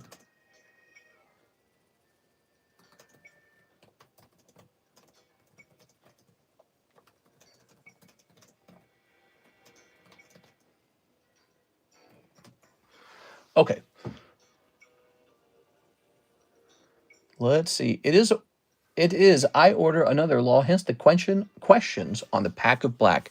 There is only one pack black left. Did I say pack black? Black pack left. It's actually in this bag, but we'll allow the next person to have it. And then after that, the nature of the jumbo pack break changes so that there's no Pokemon Black anymore. And we could do a reorder on Pokemon Black if we would like. So that goes to Mr. CS, man. Grabbing your box. Looks like we're going to get you a fresh bag, but we're out of bags. Do we have any, like, floating bags? Yes, here's a floating bag. Okay. Grab this here. You're not interested in grading this. Should I set it to the side? Can you pre-grade the Salamence? Yeah, he looks pretty good. He looks pretty good on the front. Nothing real serious on the back. You are? I know you're thinking about grading them. I'd grade them, just depending on where do you want to send them. What set is the Umbreon for? That set is called Ruler of the Black Flame. Here it is. And in this case, you just pulled the non-holo version, but it's still a nice card. You'd be surprised how this could actually sell for like, I don't know, maybe like 55 bucks, 60 bucks. Sometimes that makes it worth it to grade it, especially if it grades 10. after the mega pre-grade. All right, why don't I set this here in this bag? Good. Good. That was really cool. Okay. It's fun when you actually pull something, huh? You know? Fun when that happens. Here's, oh, this is very special. $200 square cut ride-on. BGS really graded this. Cool, man. That authenticates it. Here's Pikachu. So they're saying, yep, that really is square cut ride-on. Okay, here's Javier Arroyo Charmeleon Break. Hey now. Don't get me excited about the Charmeleon Break. Don't break my heart. You'll get a huge grading order. Nice. Okay. Javier Arroyo. Oh, I'm just sad that Blake Santoro's not here. You guys, if you showed up late to this stream, guys, what happened was my internet cut out for like over an hour, and the main stream ended. And it's really sad that that happened. And then we started back up. We started this stream up at like 5:15 a.m. in the morning. So we got just 54 people viewing. Pretty much just you late night guys. And it feels really silly. Oh my gosh, Edward orders one of these right after you. Okay, so we have to quickly make another one. You ready? Let's do it. Let's make another one. So we just made one of these, and I remember the process for them all. Oops, grabbing this. I remember, so I don't think we'll need to so carefully check for the consistency of every item, because I actually remember all of them. I think all we need to do is run through all of these. So here's your Inferno pack. Oh, there's another baggie.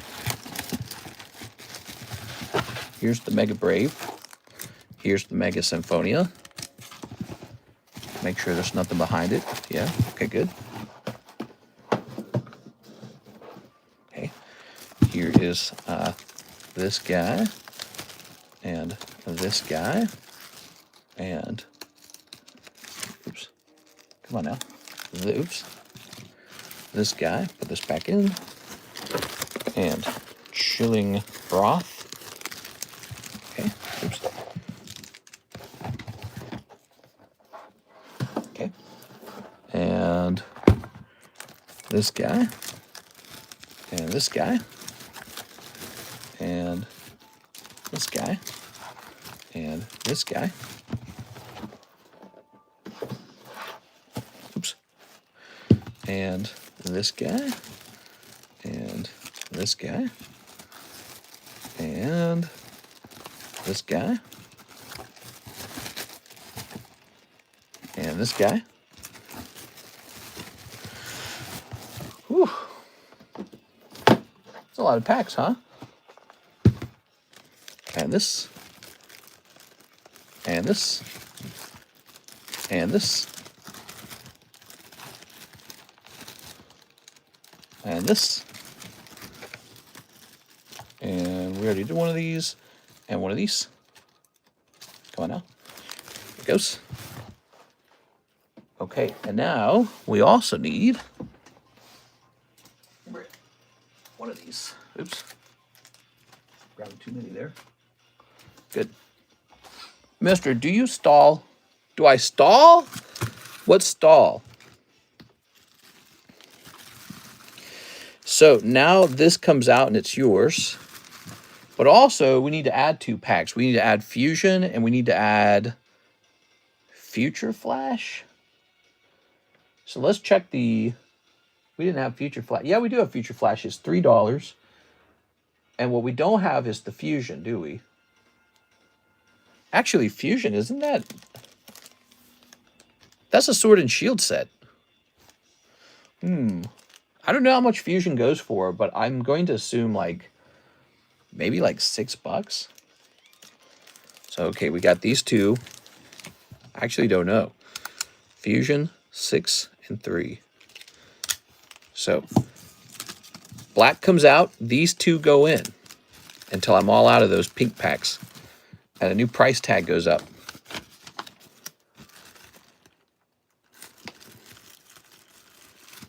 English Jumbo. That could be bad. Yeah, that would be really funny, wouldn't it? All right. So black was $7, and we just added $9. So that's a net price gain of $2. So it's going to be $158. Slightly different, not a lot different. Pile of bulk just fell over. All right, so let's take a quick look over this, make sure it's all in here. There's that.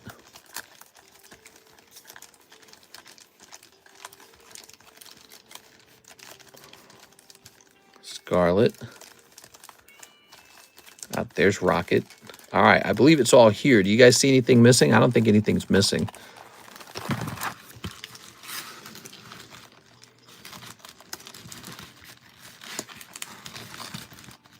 There it is, Pokemon White. Good. Shiny Treasures. Good. It's good. All right, I think it's all here. Let's start snipping. Okay. The reason why I know it's all here is because we just built one, and I remembered all the bags that were required for it. And of course, since we had to make it, every single set had to be here. So the next time somebody orders this Japanese Jumbo pack, it's going to be missing the Pokemon Black, but it's going to gain Fusion Art, and it's going to gain Future Flash. All right. Ready? Which is interesting. All right. Symphonia, cold. Mega Brave. Oh, a nice Riolu. All right. Here's Inferno. We got Toxtricity. Here's, oh, lovely. I liked both those cards. So I like this Smeargle you're picking up. And I like this Mewtwo as well. That's a great looking Mewtwo. You could probably grade that. You know, because this is a Sword and Shield set, right? So it's quite old. The couple Sword and Shield sets in here now, huh? Here's a little mask. That's your Terra Festival. I don't think we're expecting anything crazy out of there this round. Here's, okay, we got a Holo Terrakion. Triplet Beak could be Magikarp, but it's going to be Quackavall. Pokemon Go. I love this squirrel. He's really cute. Here's a little War Turtle. And here's Blastoise. Wow. That's awesome. I like Pokemon Go, man. You know, people dismissed it because it was such a small card set. You know, it's pretty easy to collect. But all this time has passed by. And I feel like it's just bound to go up now. That's pretty good. And interestingly enough, in this round, you actually pick up Squirtle and War Turtle. So you got all three of them. How cute is that? All in one pack. That's really cool, man. Okay. Good. Very nice. That's sick. I know. I think that's pretty sick. Okay. It's really satisfying somehow. Cold. That was the icy pack. Here's Ruler of the Black Flame. Picking up Capsicum or something like that. Journey Together. Pretty cold. Here's Heat Wave. Little Flower Girl, Roserade. Night Wanderer. It's got some good ARs in it. Zorua. Ancient Roar. It's going to have Kingdra. This Teddy Bear. It's going to have not much at all. Here's the Fusion Art. That's just cold. Rocket. Cold. Shiny Treasures. Yeah? Well, you get a little Charizard in there. Rare. He's actually worth a little bit. Here's, oh man, I wish that had been a Master Ball Haunter. That'd have been so cool. Okay, you got a little Haunter going on here. Pokemon Black, the last pack of it. Nothing in it. That's sad. Pokemon White. Ah, picking up an SR after all. Wow, pretty cool. And here is this Cold Pack and Scarlet. Mirage and that Cold Pack. All right, there you have it. Overall, it's pretty good. It's kind of like just opening a whole booster box. Of course, somebody eventually, by the way, if you guys didn't think about it, somebody eventually is going to pull nothing out of these, right? Somebody's going to get like a perfect cold sweep, and every pack's going to be like just hollows or nothing. It's not likely to happen, but it's totally possible for that to happen. All right, you got some hollows here. Honestly, the Mewtwo is basically another hit. He's been checking. Who's been checking? Check for Dittos. Yeah. So here's Mewtwo, because the Ditto is a common card. Here's the Buffalant. Here's Haunter. Here's a little Charizard. I put these with your Blastoise because I think it's cool. You pulled them all together. Guacaval, the Mask. That wasn't a bad opening with these two either. You got some nice ARs there. Wow, I'm really surprised at how satisfying that was. I'm kind of waiting for this Japanese jumbo break to be like super dissatisfying for someone, but actually the last couple of rounds have been pretty cool. All right, so we are out of Pokemon Black. Sold out now. And I might have to do a restock. Okay. 2 SR of the night. Okay. Why Ditto? Dittos are valuable. In Pokemon Go set, they're a valuable card. Now, that was for our good friend Edward. He's got a bag right over here. Thank you, Edward.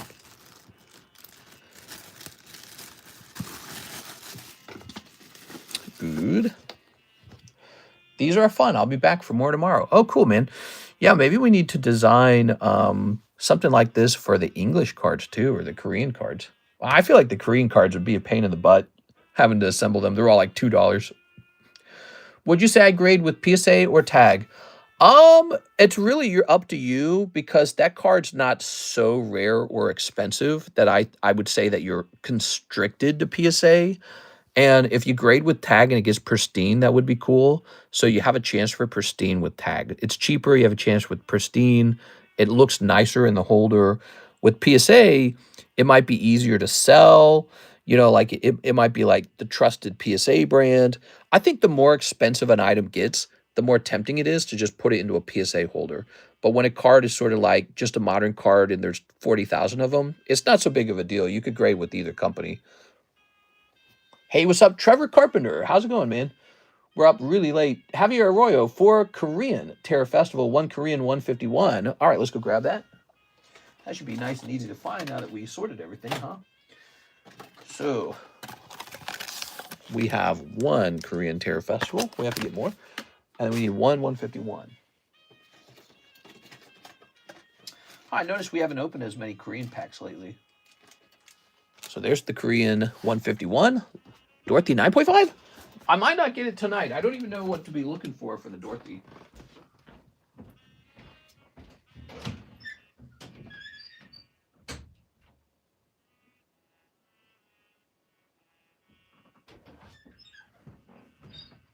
All right.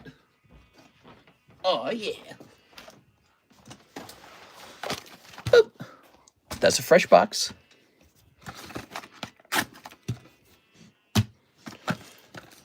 Were you able to send my cards off with your cards like you mentioned? And if you haven't sent them, when will you post it in Discord, even though it's your personal card being graded? So it hasn't been sent out yet. I have them all sitting in the grading table. And basically, we're about to do a PSA submission. And I'll open up that submission and add yours and add all the other ones at the same time. So I was deciding we'll do it that way. So it's very close to going out. We are 1, 2, 3, 4. All right. So think of it like that. I did 2 submissions to PSA. I think they were both mine. And one of them's still here. And what I can do is I can open it back up. I can edit it. And I'm going to add everyone's stuff into it.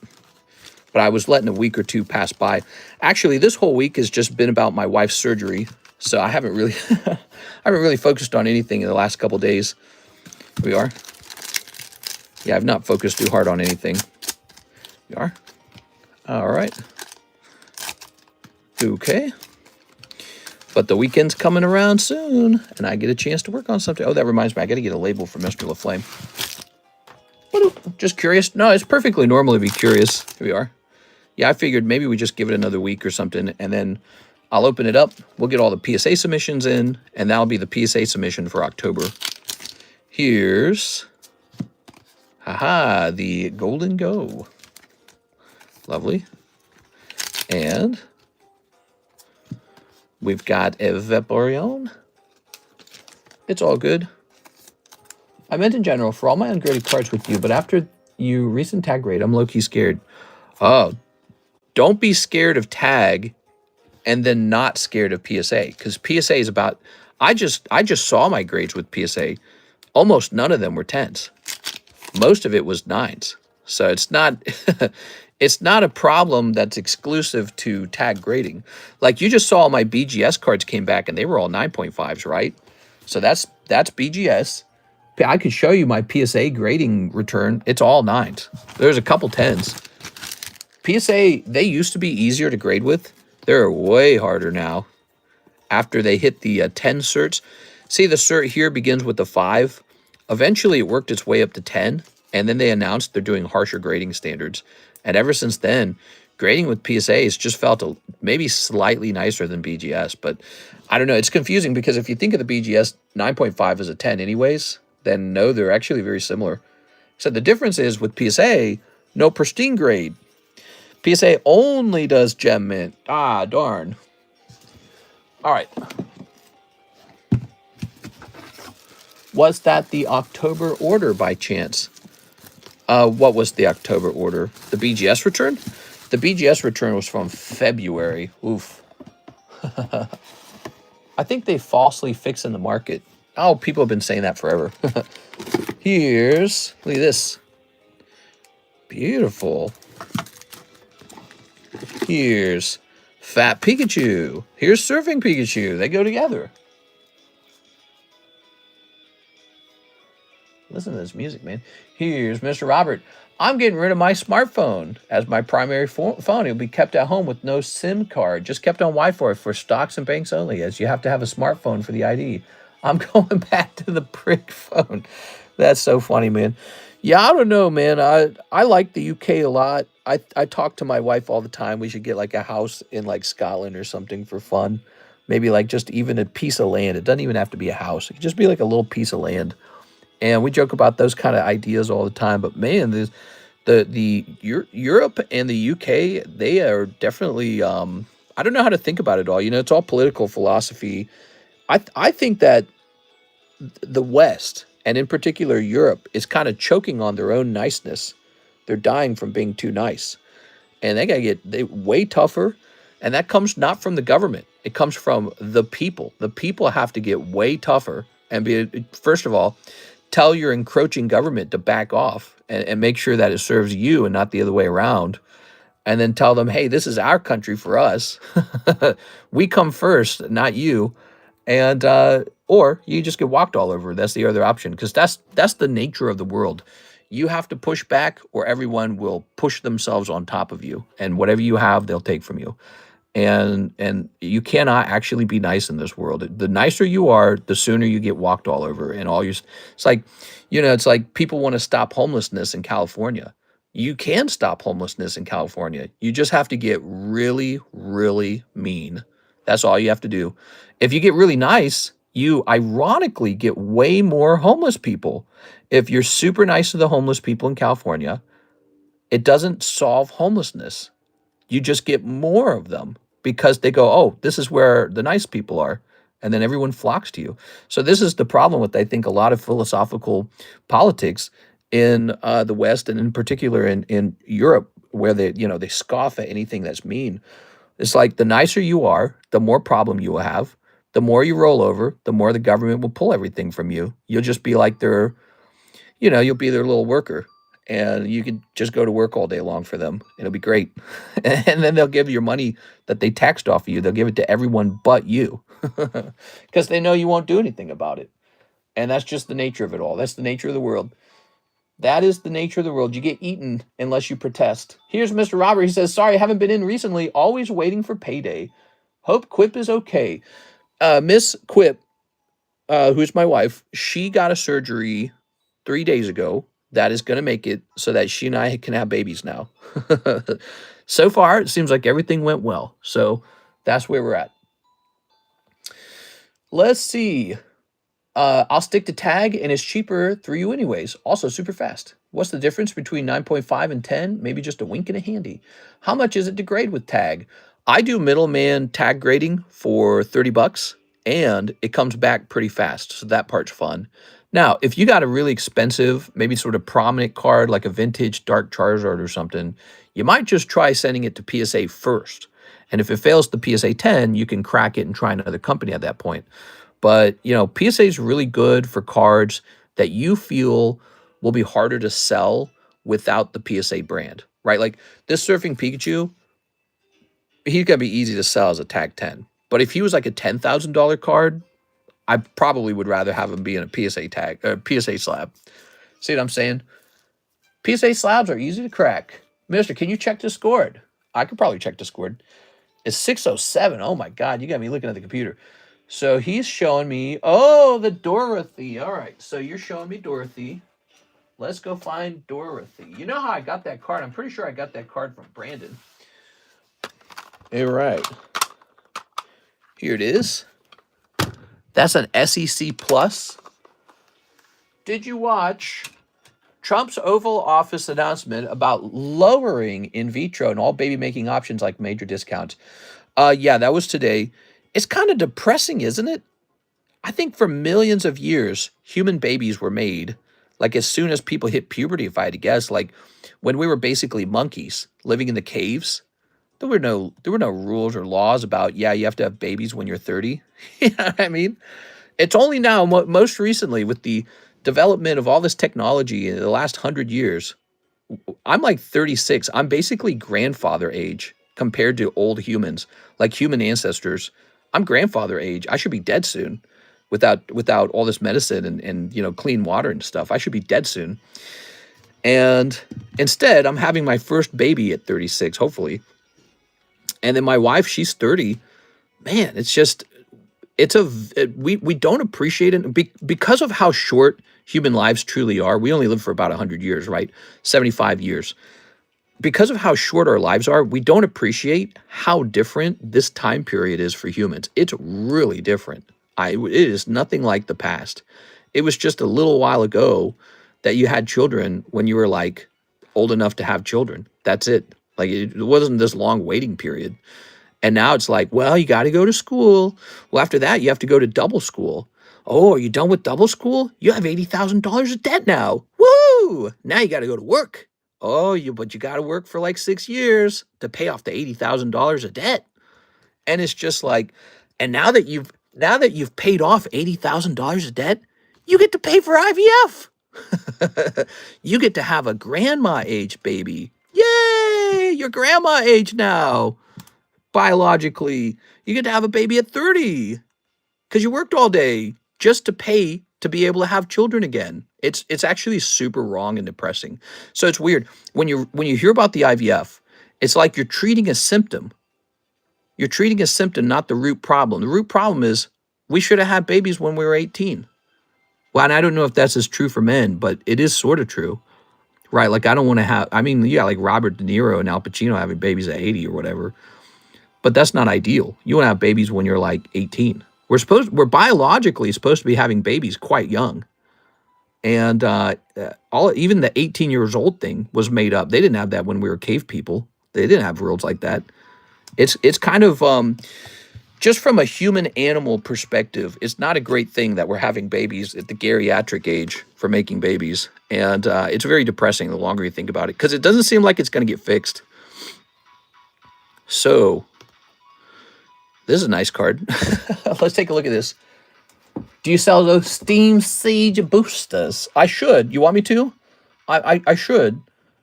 I think I could go buy a box of it and just start selling them. So this is Goddess of Victory. Goddess. No. So this is Nikkei Paradise Lost, Dorothy. Nikkei Dorothy. It's something that really bothers me. It's on my mind right now, especially with all this pain Karis is going through just to have children at the age of 30, and I'm 36. And we could have just had children when we were young, and we didn't because we did the right thing and went to school and got rich. And it's just, you think about it a bit afterwards, just seems strange as all. So the pristine 10 commands a higher price of 1.8. Okay. There is no 9.5. Looks like here's a raw version of it for 1,500. No, wait, here's a raw version for 1,100. What is this, like a really desirable character or something?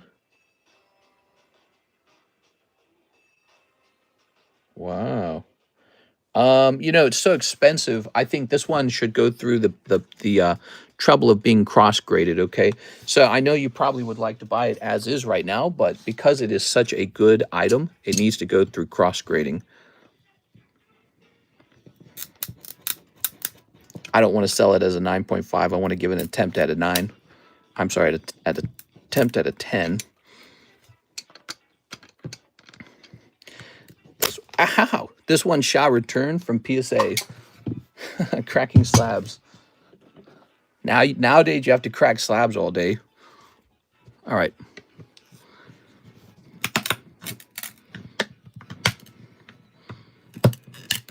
All right, they came right off. Stabbing myself. I want to buy it and cross it. I know you want to buy it and cross it. But I do that. Here it is. I already know how to do that. Oops. Okay. Okay, so where's that? Did I already toss that in the trash? Might have already tossed that in the trash. When a card is that expensive, when a card is in the $1,000 range, and it's a 9.5, we might as well just get this taken care of. All right. Mister, you making me save. Why are you making me save money? Well, it's not a bad thing to save money, you know. You have to understand, this was going to happen whether you requested this card or not. I would have looked it up, and when I saw that it was worth 1,000, we would have sent it off to regrade. That would have triggered a regrade for 9.5. If it's a card, it's like $100, $150, we'd probably just leave it as a 9.5. And you can still buy it as a 9.5 and you'll get it cheaper. And what you can do at that point, you can take it and see if it gets more valuable over time and then crack it and grade it. Because we're not going to bother recracking like a $100 card. It's just not worth the effort. But if a card is as valuable as 1,000, you gotta try to send it to PSA first. Now, if it gets a 9 at PSA, I'm saving you a lot of money if you think about it, NHCC. Did you consider that? If this gets a 9 at PSA, I'm saving you a lot of money. Okay, away it goes. Thanks a lot, BGS, for wasting my time. BGS wasted my time and money. Amazing. Okay. Yeah, if it grades 9, you're going to actually love that I graded it first. Now, if it grades 10, I'm going to ask a little more than 1.1. Probably ask like 1.5 or 1.4. And so that's why, you know, if you can up the price by like $200, $300, well, then it's worth, you know, the $20 regrade. Here's Robert Wright. I feel you. I can't have kids. I have antibodies around my sperm. It's cost us 27,000 UK for 3 attempts at IVF, and 2 of them have failed. Oh, interesting. Well, I hope you keep trying, man. I hope you keep trying. Antibodies. That's very fascinating. All right. I hear that you could get something called a naturalist doctor, and maybe he can help you figure out your root problem or something like that. For Karis, she needed a surgery. So that's what she got. She needed a surgery. She had something called endometriosis, which it's really sad. A lot of girls have endometriosis. They have that issue right away. The thing is, it's like a problem that grows worse over time. So you start out with it not really being an issue and you can still have children, but as the years go by, it gets much worse and then you can't have children. And so for a lot of girls who don't know they have endo, as they wait longer and longer to have children, it just gets worse and worse. They're just shooting down their odds. It's kind of depressing. The more you think about waiting to have kids so that you can later on pay for IVF treatment, that is just super depressing, don't you think? It's almost like wrong in some kind of weird way. Andrew Martin says, 1 Charmeleon lightning break spot. You got it, Andrew Martin. Andrew Martin. I would have loved to have gotten a black label or a pristine on this Tyranitar. Instead, I got a 9.5. Yippee! Guess I'll go kill myself now. God, that's depressing. Charmeleon at a 7. So this is another card that just has to be correct now, because we're not going to accept that. We're not going to leave it as a 9.5. It's just not going to be a thing.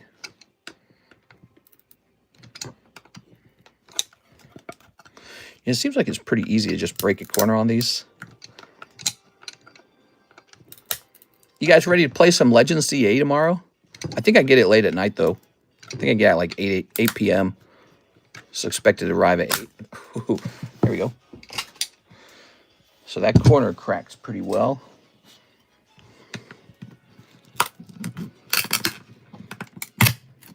Tag slabs are, not tag, BGS slabs are actually pretty easy to open. You know, I don't normally open a lot of BGS slabs. It's one of the companies I've graded the least with. I should have been grading with them a lot more. I've kind of a workflow pattern to it now, you know. If I see a card and I think it's really maybe got a shot at a black label, I send it in. And then I'll just take a shot at a couple cards too. Like, it's just the cost of trying for black label. I really have a new respect for black label. And when you guys see those Hello Kitty cards and they're black label and they're hella cheap, you got to respect that, because black label is so impossible.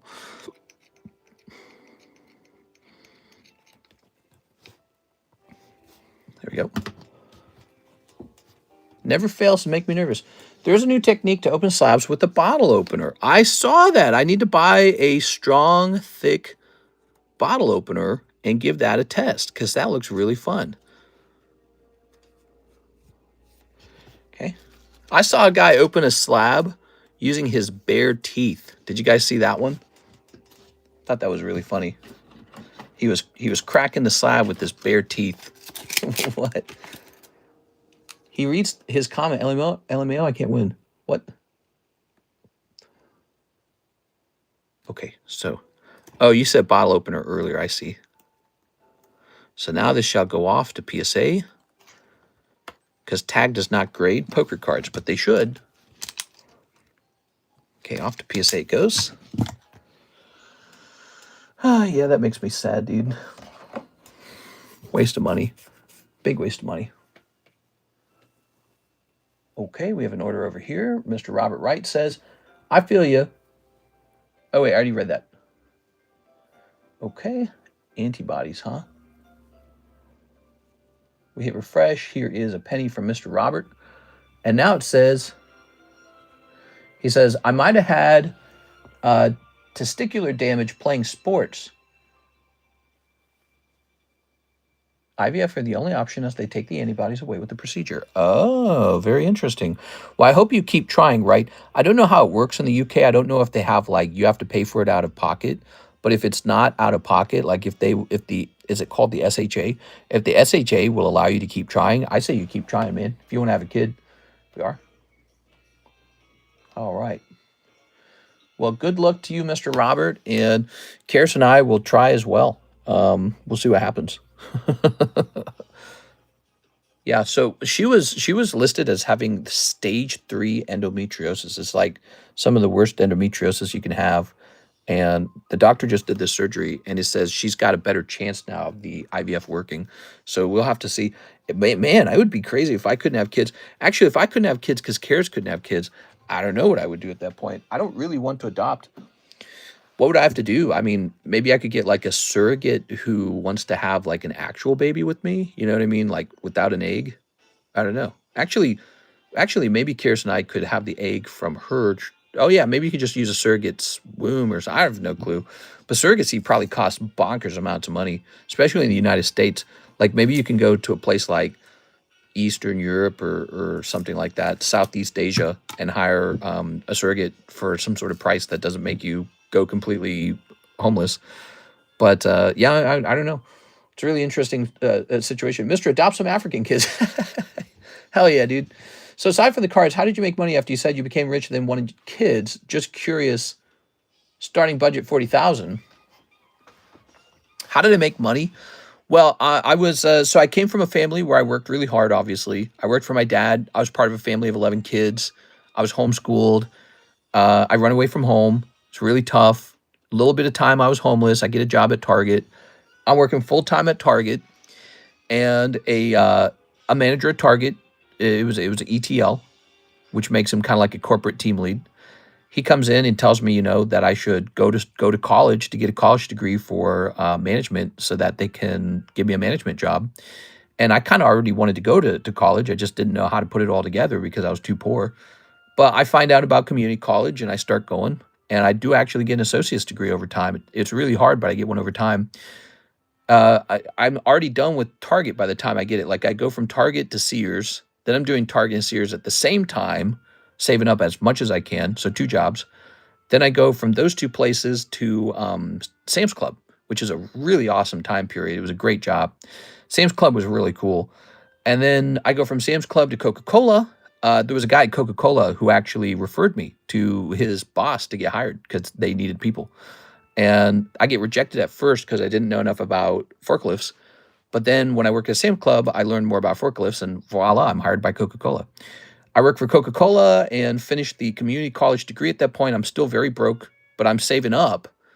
I have about $20,000 by the time I'm getting ready to go to full-time college, because I go through this really transformative time period where I'm doing a lot of reading.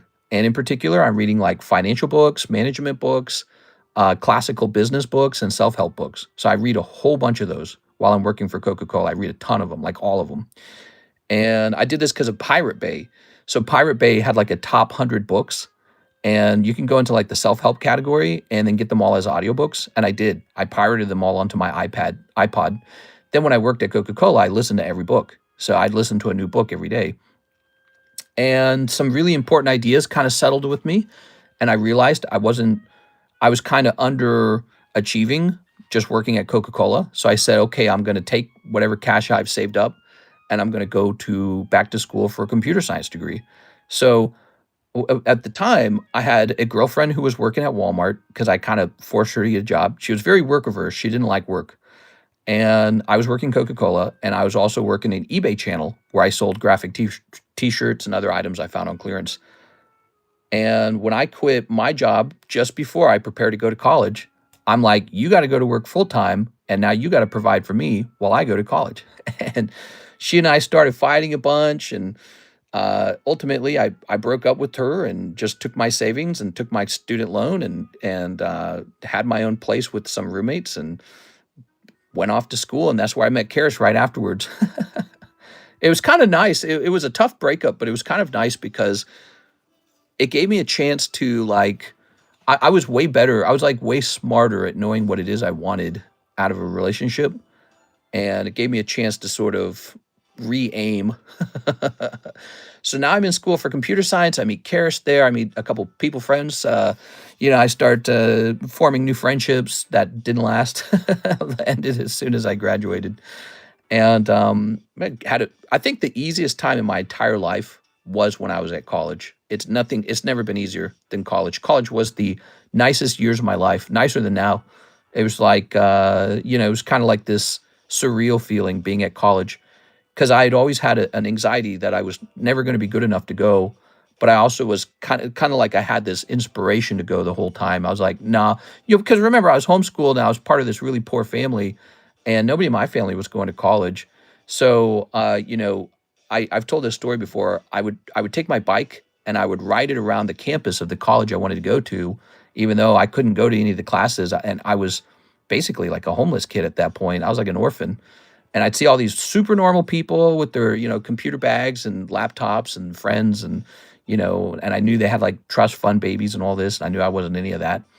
And I would ride my bike around and I would say, okay, I'm going to go here one day. I finally did. I was about, how old was I when I went? I was 24. So I left home when I was 17. I finally go to college when I was 24. That's 8 years later. That's a lot of time to date girls, screw up all your relationships, earn a little bit of money, which I did because I worked very hard and I saved.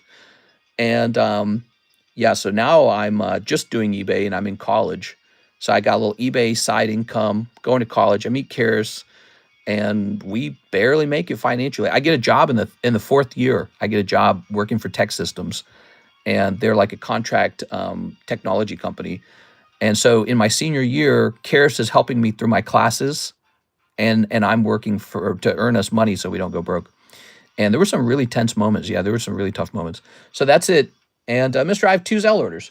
Okay, let's take a quick look. We have Michael Pettiford. He says 2 Inferno packs. 2 Inferno packs. That was it. It was real close at times. And 1 Japanese OP10. 1 Japanese OP10. Where are the OP10s? Is this an OP10? Here it is. What do you guys think of that? That's a pretty good story, right?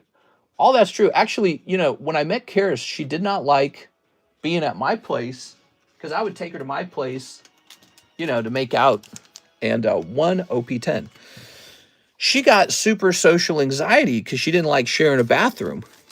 She didn't like sharing a bathroom with my roommates. Made her uncomfortable. And so what ended up happening was we started hanging out at her home. And I would like spend the night because she was way more comfortable there because she used the bathroom and stuff. And just over time, I just kind of moved in.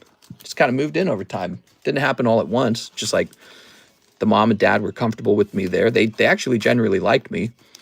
And so there's this point where I just go, all right, guys, well, I'm moving in with Karis for now to finish my college. And so I'm living with her now. And then her dad and I get in a big fight, big religious fight. And he throws me out. He throws me out of the home. Here it is. Actually, the reason we started fighting was because the mom and dad were doing something that I thought was a very bad idea. Basically, the dad was quitting his job to go to India to preach. And the problem with this idea was he was also making the mom quit her job too. So he was quitting his job to go to India because his job told him he can't go and that they would fire him if he left. And then the mom's job told her the same thing. And she just kind of does what he tells her to do. And I kind of protested. I kind of said, hey, you guys could just keep your jobs and schedule to go on vacation and go. And the dad didn't like that at all. He didn't like me saying that. And because it's kind of nuts that both people would quit their jobs. Like, you've got bills, you got food, you got all these things you got to take care of. How are you both quitting your job? And I'd figured the dad out for a while. The dad's like this kind of like financially abusive type where he takes everybody's money. That's the type he is. He takes everybody's money as his own. And you know, he thinks he can like see the future through his dreams. So he's really wacky. And what I start doing is I start warning the mom. I'm like, you know, you really need money for medicine. You really need money if you need like a knee replacement, dental, you know, someday you could get cancer. So I start saying stuff like that. He really doesn't like that. So he gets really upset that I say those things. And so he gets into at some point, it's just me and him, and he and I get into an argument, just the two of us. And he's like, well, you know, are you going to make Karis be a Christian or not? And I was like, Karis can just be whatever she wants. That's what I respond with. And then he didn't like that. But then also he starts telling me about this like prophetic thing. He's like, well, I found, it was this absolutely stupid story. He's like, I found this two of hearts on the ground. It's like a poker card or something, right? He was in India before. He's like, I found this 2 of diamonds on the ground. And then there were 2 cars. And because of the 2 cars, this horse or something, like, you know, like there's this long story, and it all starts with this 2 of diamonds prophecy. And it's total nonsense. None of it makes any sense. Like, I don't understand how it makes sense to him. He's like putting numbers together that don't exist. And it's all based on him finding this card in the road. And he's like, do you believe that Jesus was talking to me or something? I said, I was just straight up honest with them. I'm like, I don't think any of that's real. And so I'm telling you guys all our fun stories here. This is really crazy stuff. So anyways, Karis and the mom and the brother come home from being out while he and I are kind of arguing over this idea. And he brings them into the room and has them all sit down. And then he, you know, while they're sitting there like an audience, he tells them, Derek has a demon in them. And I'm like, what the fuck? It's like being called a witch. I'd never had anything like that happen to me in my life. It was total insanity. It was like, he's got a demon in him. And I'd never experienced anything like that. And that was when I got tossed out of the house. I got tossed out of the house at that point. And I was very lucky because I had a good friend who I had made in the past. I made a friend at Target. His name was Ferret. And he wanted to go to the military. He was failing at Target. He was a friend of Dave and I. His name was Ferret, and his real name's Steve. And he was failing at Target. He was going to get let go, and he needed some cash, and me and Dave gave him cash. We just, not like a loan, just like, here you go. So I cut him some money. Back then, money was pretty hard to come by, so it was a lot of money to us. And he used it to go to the military successfully. And he came back from the military after like 6 years, got a wife, and bought a house in a place called Wentzville.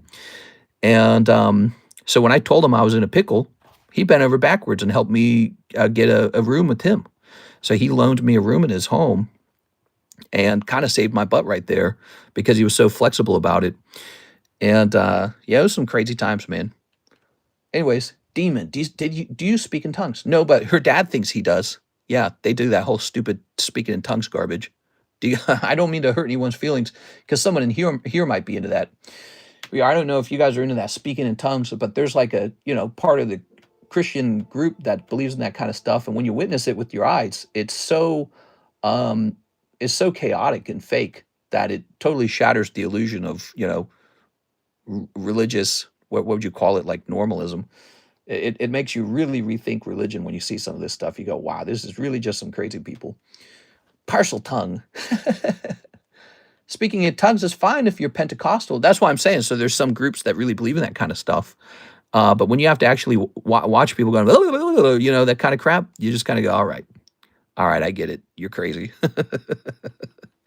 But it's fine to watch it on television because you don't know anyone on television. When it's somebody it's a whole different story. Now you're like, okay, this is alarming.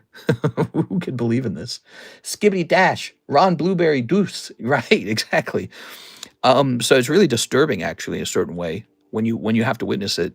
And the people who do it, it's not disturbing for them because they've just their brains have just reached that level or something. I don't know. But for everyone else, it's totally disturbing. And so her dad got really mad that I didn't believe in the two of diamonds story. I never forgot that. The two of diamonds story. Yeah, God was talking to me through the two of diamonds. Now listen to this. Watch this. The two of diamonds. I found it on the side of the road. The two of diamonds. That's how he talks. He talks just like that. And it's horrible. It's really horrible. But anyways, he got really mad, said I had a demon in me, and then said I have to leave. And so I was kicked out. Got a room with a friend of mine. Very lucky. I'm going to send that guy a nice card. I think after this conversation, I'm going to send him a nice card. And because I don't thank him enough. Of course, I paid him rent, so that that wasn't too bad for him. Collecting some rent off of his room. But I'd have just sent him a nice card sometime. But anyways, it was pretty crazy, really rocky. Another insane moment in my life where I just sort of made it, and not unlike when I left home, actually. But when I left home, that was on my terms. When I got kicked out, that was on his terms. And he thought that Karis was going to stay and quit school. That's what he thought at the time. I was really, really angry about that. Never really got over that. He thought Karis was going to break up with me and quit school because education is bad. It's bad for her. She's a girl. She needs to be doing religion. And no, it really, really bothered me at the time. But so now we're in the future now, and he's still crazy. He was over here a week ago, 2 weeks ago, whatever it's been now. I think it's been 1 week, talking about how the government is going to hide when the rapture happens. It's going to make people believe it didn't happen. And so he's telling me, well, the rapture is going to happen, and the government's going to hide it, so you'll never know it. And there's like lizard people on a rock and 3-Eye Atlas and all this other crap. And it's disturbing. It's really, all of it is very disturbing. It's all true, and I'm the one who doesn't know. Poor Quib, having to deal with that. Yeah. Well, it shapes your feelings about religion. So if you've ever wondered why I'm not super religious, I've seen too much. That's why. I've seen way too much. That's the real reason. I've seen too much of it. Charles Dickens, Alfred Hitchcock, Captivity, True Life Story. To be honest, I was surprised when it happened to me. Speaking tongues for the first time after a few years, I lost it. Got to watch the tongues speak off clips. Ah, I see you have a demonic dialect. Oh, you speak gibberish too. Must be evil. 1 to go, lightning break.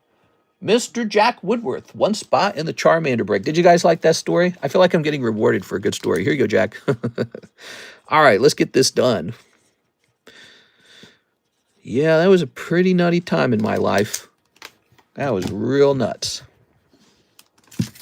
There we go. I even told him, I said, you know, really, you and I should just work this out. I told him this because I knew the best thing would be, you know, to have me just keep taking Karis to school. And I told him, yeah, if you kick me out, I told him Karis is probably going to come with me, is what I told him. And I said, if Karis comes with me, she's not really going to get to see her mom anymore. And I said, I don't think that's such a good thing. That's why I told him. And he's like, I don't care. I was like, all right. So I left. There you go. Let's see. Dark trimming. I left, and what do you know? Karis came with me. And then they never see Karis anymore. They rarely see her. It's just every now and then. They see her like once or twice a year. Just like I had said. I said, well, you're not going to get to see her very much. And yeah, it's a pity. The mom's kind of living in captivity with that guy. Here's 4, 5, 6, 7, 8. Because the mom pretty openly expresses that she hates it. But she's like, imagine the abuse if she doesn't agree with them. Could you imagine how crazy that is? Imagine she went against him. How would she survive the car ride home if she like did what I did and stood up to him? I don't even know. The mom's trapped. Feel bad for her. She's so normal too. The mom's not into all that stuff. More wars have been fought over religion. Pathetic. I'm heading to work. I'm going to rewatch the stream. Have a good day. Have a nice night or day, Mr. Jack. Do you believe in luck, or is it all probability? No, I think it's just probability. I think some people get lucky, but it just means that they were the ones where the statistics were going to be in their favor. I don't think let me put it this way. I don't think there's like a spirit or ghost or consciousness that makes you lucky, but somebody does end up being lucky. Yeah. Hopefully me. Hopefully you. Hopefully the people in this group. Why not? It should be us. We are. But no, somebody's going to be unlucky. Somebody's going to be lucky. I might get unlucky. I might die at the age of 50. You know, maybe I get some terrible disease.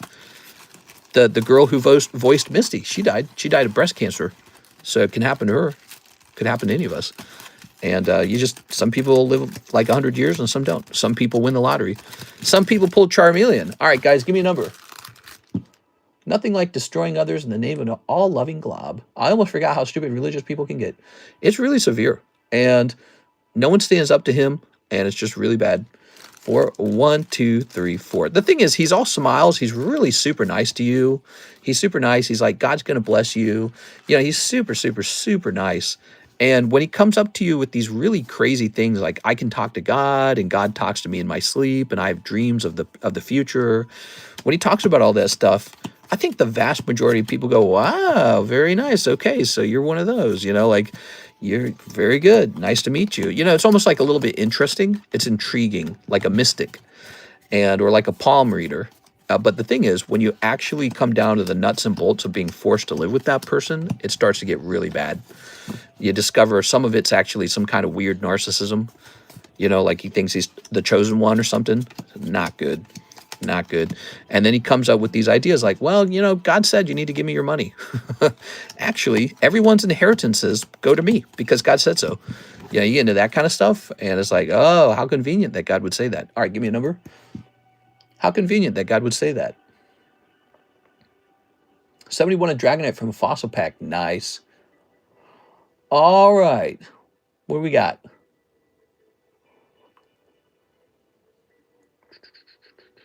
Mom needs to move in with you and quip. I could never handle that. 1, 2, 3, 4, 5. That's the problem, you know. I could never handle that. I wish I could buy her a separate house, but I'm not that rich. Okay, you ready? Here's CS Man. Ooh, cold. Here's NHCC.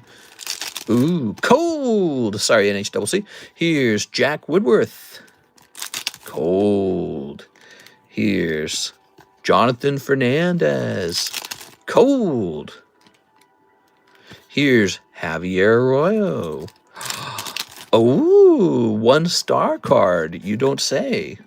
Here's Team Rocket Grunt. Ah, you made it so far, man. CS Man. Oh, who is it? Andrew Martin. Woo! There it is, Andrew Martin. One whole chase card for Andrew Martin. Congratulations to Andrew Martin, who picks up a $40 Dark Charmeleon. What's her brother think about all that? So I don't really speak about him very much. He's an individual who kind of needs help too.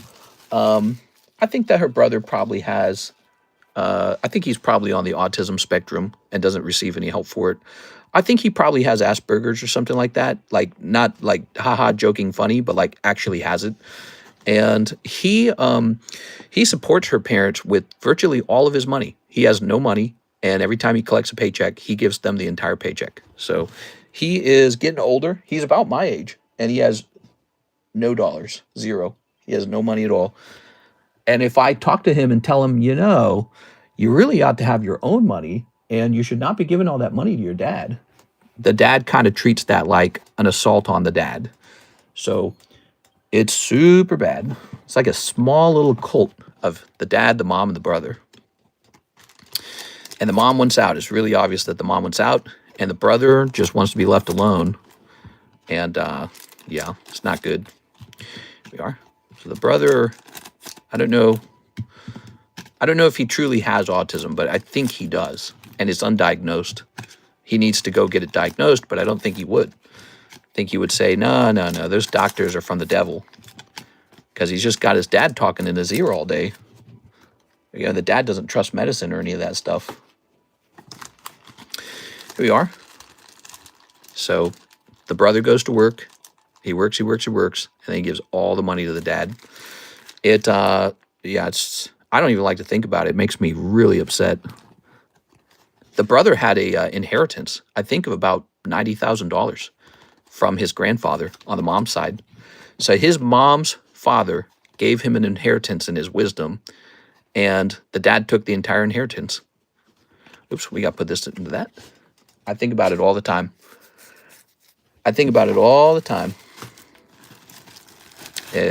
Pretty much all the time. I can't stop thinking about it. Every time I see him or the dad, it really upsets me. I hate this, bro. Honestly, same with politics as a hive mind. Well, now you guys know a little more about me. Now you know why, if you ever hear a certain tone in my voice, or if you ever hear like a skepticism or a certain sharpness, I've seen too much. I've seen way too much. I've seen plenty of things now in the world, and it makes you a certain type of person. It makes you, you got like a shell, I had my bad family. My family was bad in their own ways. And then I got a good taste of Kirsten's bad family, and I was like, everyone's bad. I never get to just be around successful, normal people, ever. I never get that. Everyone around me was a train wreck, and they need like structure or something. I don't know. So if you ever hear that in my voice, maybe like a little less trusting, or a little more skeptical, a little more cynical, a little more jaded, perhaps, it's not an accident. It's all my experiences were so bad.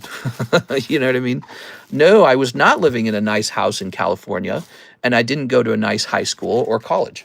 I did everything on my own, had a horrible family, and then made Kirsten's horrible family. It was just like, and we relate. I guess Kirsten and I really relate on our struggles, because we both had a similar struggle in that way.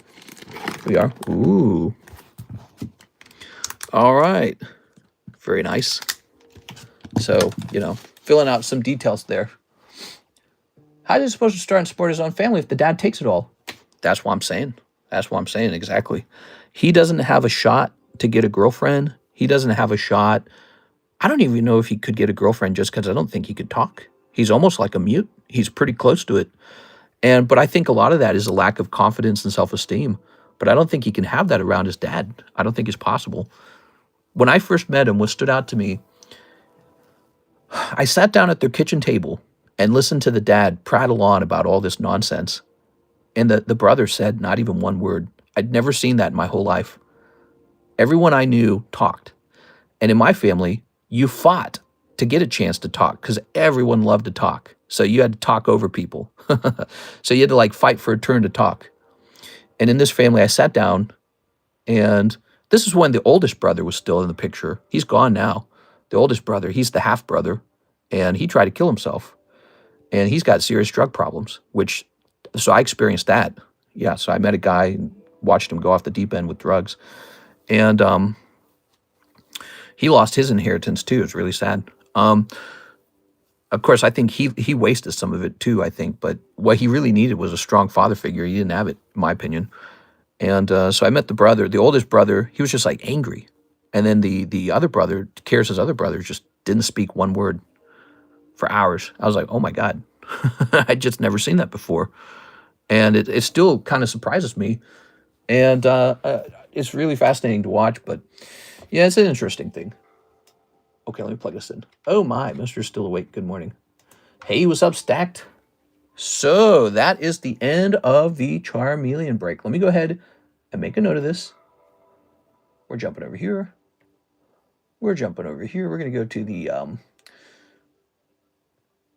where is it? Current breaks, breaks history. Taha. Oops. Yeah, she had an older brother. I've talked about him before. I don't talk about him as much anymore. Dark Charmeleon break, which occurred at 1:50 minutes in. You need to write an autobiography. You'll connect with a lot of people in different circles. Yeah, so perhaps I will. So she had a half brother, an older brother, who's older by a couple of years, in fact. And you could tell he did not like being at home. I think he felt uncomfortable around his mom, who was his blood mom. I really don't think he liked the dad at all, the stepdad. And every time I met him, he was like angry and fidgety. He fidgeted a lot. Then I found out over time he was doing drugs. In particular, he was doing something called synthetic weed. So I have a brother-in-law who did something called synthetic weed, and it was likely spiked with something. And it caused him to totally lose his mind. I actually witnessed it. I got to hear him talking. I met him before he lost his mind, and I met him after he lost his mind. And this guy goes from being kind of dark and brooding to talking about the government and UFOs, actually. He's like, yeah, the government, and he will like break into rap all of a sudden out of nowhere. I've never seen anyone lose their mind that I knew to drugs, and I witnessed it. And it changed my feelings about drugs real fast. Well, I always didn't like them. I never liked them. I never liked drugs. And then I met this guy, and I watched this girl who I'm dating, her brother just goes crazy. And I watch her struggle with the stress from that because she knew this guy, you know. I didn't know him very long. He's just some guy to me. And I'd met guys at Target who got into drugs. But I watched this guy kind of lose his mind, and it really upsets me. And so I had to watch that. I had to watch the brothers lose all their money. Karis was lucky. She used her money for school. So her dad was not actually able to claim her money. She used her money for her education. Very smart. And the original plan actually was for Karis's money to go to her dad. That was the original plan. And so she met me and I said, that's crazy. I said, all that money is meant to go to you. That's what your grandfather wanted with the money. So I got her to use the money on her education, by the way. So she saved her money as a result of that, and it went toward the college, which she graduated and got a nice job from. But the other brothers lost all their money. They're totally broke, and they don't even have contact with the oldest brother anymore. He's like considered dangerous.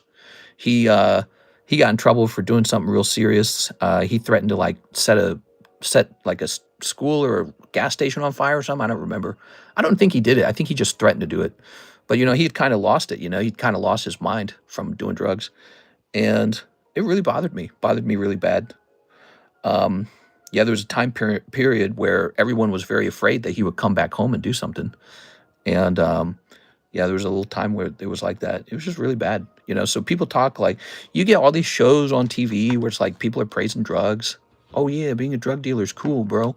Like half of America media is just praising the drug dealer. The bad guy's the cop, the good guy's the drug dealer. I don't understand where all this drug worship comes from. But, you know, probably because everyone's addicted to drugs to some degree or another. And so it's, you know, it bothers me a lot. I don't like that at all. I wish it wasn't like that in America. I wish we had the war on drugs again. I'm for it. Bring back the war. This is the opium wars. You know, you got Trump blowing up the boats in Venezuela, right? To me, it's opium wars 2.0, just like China had to fight a war. I wish they lost, by the way. But China was having a problem with opium. Remember that in the past? It was ruining them. And then they tried to fight it and they lost. That's America right now, in my opinion. We're in the opium wars 2.0, modern opium war. And you hear about the 100,000 people that die a year to fentanyl. It's just insane. It's like really crazy to hear about. Yeah. Karis's older brother could be dead from fentanyl. We wouldn't even know it. We haven't spoken to him in so long. It's really sad. And Yeah, I don't like any of that. Of course, it's scary to try and contact him too, because you never know. Maybe he'll come over and freak out or something. Maybe he'll go insane. Anyways, what do you guys think about all that? I know that is I wasn't allowed to speak unless spoken to. Damn sure wasn't allowed to speak my mind. Yeah. I got in trouble a lot when I was younger for talking my mind. I was very opinionated. A lot of people become schizophrenic. Yeah, so he developed severe schizophrenia, and he thought that people were talking to him in his head. He had a lot of what's it called? Paranoia. He had severe paranoia, and the doctors were trying to administer drugs to him to fix his brain. And then he tried to kill himself by jumping off a bridge, which he did not. He broke his leg. And so he was just in all sorts of trouble all the time. And now we don't know where he's at. He's just homeless somewhere. He's gone somewhere. No one knows where he's at anymore. So really bad. Let's see. You saved her, mister. Don't forget to write the winner's name on the Charmeleon. Oh, did I not do that? I'm sorry. We are. 80 man, right? Andrew Martin. I've told that story before. I don't tell it very often, though. I've told the story about the older brother before. I have not spoken about the other brother as much. Yeah, I haven't spoken about him as much. I really wish I could. I wish I could talk to him alone, and just kind of share my thoughts with him. But you can't. He orbits the family, so you can't talk to him. He's within the dad's sphere of influence, So, and it's like a little cult. My little cousin lost it to Duster. Canned air made him dumb. Yeah, I've told this story as well. So at Target, there was a guy, I really liked him. He was a Mexican dude. His name was Eddie. He was this tall, skinny dude. And he was a great truck unloader. And I unloaded trucks like 6 days a week, I swear. They'd schedule me every day they could to throw the truck. I was really good at it. I was super fast. I was efficient. I was accurate. They all loved me when I did it too. All the people who worked down the line, they loved it. And they didn't like it when other people did it because they were messy. So I would be in that truck every single day, and different guys would rotate in and out. And one of the guys who would be chosen a lot was Eddie. He was real good. I liked how tall he was because he could reach all the boxes. It was really funny. And he had a baby mama and a baby, and you could tell he had the biggest smile on his face when he would come walking into Target with the baby mama and his brand new baby. And they were very cute looking together, all three of them. And she left him. She left him because she couldn't trust him because he did drugs. And one of the drugs, he would do weed a lot. He would defend it a lot, too. I remember this. And I was conservative, so I was like, no, man, you don't do weed because it's illegal. Doesn't matter if it's good or bad. So I would fight with them on it. In the break room, I'd tell them, you just don't do it because it's illegal. You don't need any other reason. And this was years ago, by the way. I was like, so if I was 18, it was like 20 years ago. It was like, it is like 18 years ago. And I'm just telling him, I was like, stay away from that. Well, anyways, so there's this point in time where he's in the car with me and Dave, and we're driving somewhere. I don't remember. We're just hanging out. We might have been going to a different Target, actually. I don't remember the whole story. But I remember he was relating this story to us where he kind of lost both of his parents. He lost the relationship with them when he was real young, when he was like in high school, basically. For some reason, I don't remember all the details. But so he's basically kind of growing up without parents. And I'm like, hey, I relate to that. And he's talking about this really pivotal moment in his life where he started huffing aerosol spray cans or something like that in high school. He's doing this. And I never forgot this moment. He's sitting in the back car, and we're just in a cheap car together driving on the highway. And he kind of starts crying because he explains he can remember losing his mind. He basically explains he remembers he was a lot smarter before he did that. He said, I used to be really smart in school, and then I huffed the aerosol cans with my friends to be cool, and it felt good. And then he said, after I did it for a while, I realized I couldn't use my brain as well anymore. He's like, I just was dumb. And, and he's this guy who's always smiling. He's always super happy. He's a very positive guy, right? He's like just a having fun kind of guy. And so it was weird. He started crying, and it was like, you realize this guy feels like his whole life is messed up. And he just lost his baby mama because she doesn't trust him because he smokes weed. And he's realizing he messed up his mind with the aerosol cans. And I was like, wow, that is really hard to watch. So and he had a meltdown too. He got fired when I was like on vacation. I was on vacation. Okay. So I wasn't there, but he got fired. And he had like this major meltdown where he just kept showing up to work anyways, and he had to be let out by security. And then he showed up at a different Target and pretended to work there. And he actually got in and worked for a little bit, and then he got thrown out of there too. How crazy is that? So, and then I never saw him again. So hopefully his life is okay. I don't know. I just don't think it would be. See, I think he's this sort of he's a sort of free-spirited kind of person who has a good intention, but he lacks a sort of discipline and structure that maybe I have in my brain. So I happen to have it. And my parents were real good with structure. too good. That was the problem. They were too strict. But he didn't have it. He didn't have an ounce of it. And so it was just how he was going to end up. And it was sad to see. But I liked him a lot. He was very honest. You can tell some people are very good at hiding themselves and not being emotionally close to you. He wasn't like that. He wasn't capable of that. You could tell he wasn't capable of that. But I'm very good at that. I'm like a snake. I can become whoever I need to be in the moment. And so, I especially, because I'm that way, I especially appreciate people like Eddie because they're so honest. And it was just sad. I just knew he couldn't help himself. So it's like you watch that and it's like, I can't help him. Oh, you're a Bud Light fan. I love Bud Light. All right. So let's see. A buddy loses his mind slowly after we finished high school. I was young at the time and had no idea how to help. He'd be walking the streets barefoot in 100-degree weather. Sadly walked in front of a train, also named Eddie. Really the same name. Well, Eddie's kind of a common name, so maybe that's not too surprising. But yeah, it's it's the kind of little memories you remember. We go, okay, Dallas Willis, 2 tops chrome. You got it, Dallas. Last order, I think, guys. I've told that story about Eddie before. He's a sad story. I wish I could know how his life turned out. I'd like to know how the story ends. I think he'd find it really funny if it turned out I turned into this kind of fat Pokemon card collector, because back when he knew me, I was 6-pack abs. I was really fit. We all were. So now I'm just sort of this older fat guy who does Pokemon now. But I think he'd find this whole setup. He'd probably think that's exactly who you were. I think many of those people who knew me when I was real young, 18 at Target, would not be surprised to find out I got into YouTube. They'd be like, oh, that makes sense. Wow, look at that, man. Woo, that is a good card. Is the jumbo pack only for Japanese?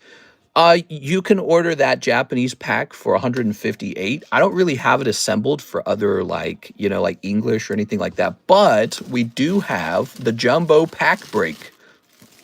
Oops, which I did not just open. Hold on. Grab the wrong bag there. The jumbo pack break, which is way over here. Remember this? You guys love this.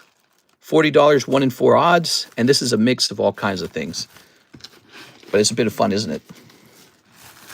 I would like to know how his story turned out, but I don't know. A part of me knows it didn't turn out well, and there's nothing I can do about it. Here we are. Yeah, I think the happiest I ever saw him again was he was with his girlfriend and his baby, brand new baby, and he just looked like he was super, super happy. And then she left him, and he lost his job. Disciples of the Empire. All right, he just kind of goes crazy and loses it. It's weird. At the time, I felt it was because I wasn't there. I felt like if I had just been there, he would have maybe just been better at his job. Because I kind of had that effect on the people around me at work. It was? All right. So when I was at work, I'd be like, we got to do this, we got to do this, we got to do this. We're going to get it all done. And it was easier to do the job around me. Whatever job you had at Target, it was easier to do it around me because I would just do it. So if you're tired of truck throwing, have no fear. I'm here to get the whole thing done. Wow. How about that? Wow. Hey. We've got The Force is with you in this authentic Star Wars sketch card. That's pretty cool, man. Let's go. All right. Very nice. Check that out, guys. Beautiful. Imperial Shock Trooper. About time. We got to crack out some of these good ones for Mr. Dallas. I really like these packs. I might have to renew this set because I really like this particular set. Mistress of Jump. Already read that. Already answered that one. There we go. Ooh. All right. Thank you, Dallas, for all your orders. You got some cool stuff now, huh? You got a couple numbered cards. You got this Sketch card. Don't forget, you got this card too. Look at this. He got both of these. Cool as hell. That's out of 199. Nice, dude. Okay, I'm going to set this here. 1 of 1 sketch card. The sketch cards are always so nice. They're always so fun. Sketch cards are really nice.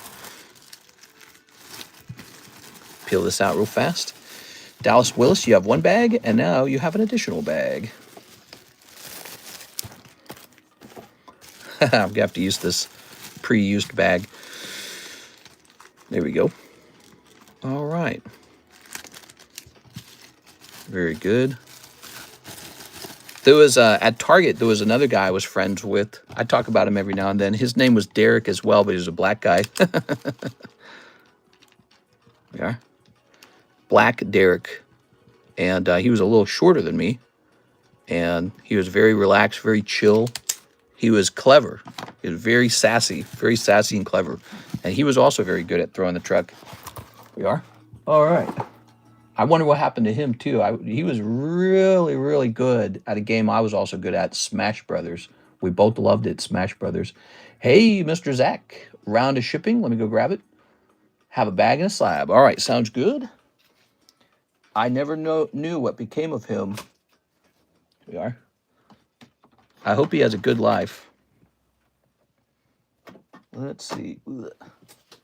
We have a Zachary Sticks here.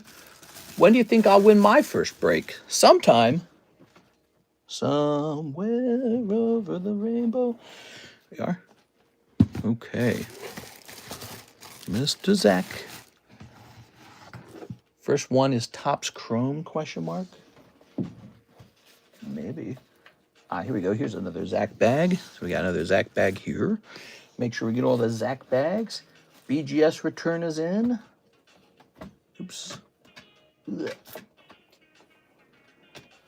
Ugh. Adrian. We're just checking for any other Zach bags, but I think that's going to be all of them. All right. I have to buy out either 3/4 of the break or just buy it. No, that's not true. It is. You make an interesting point, though.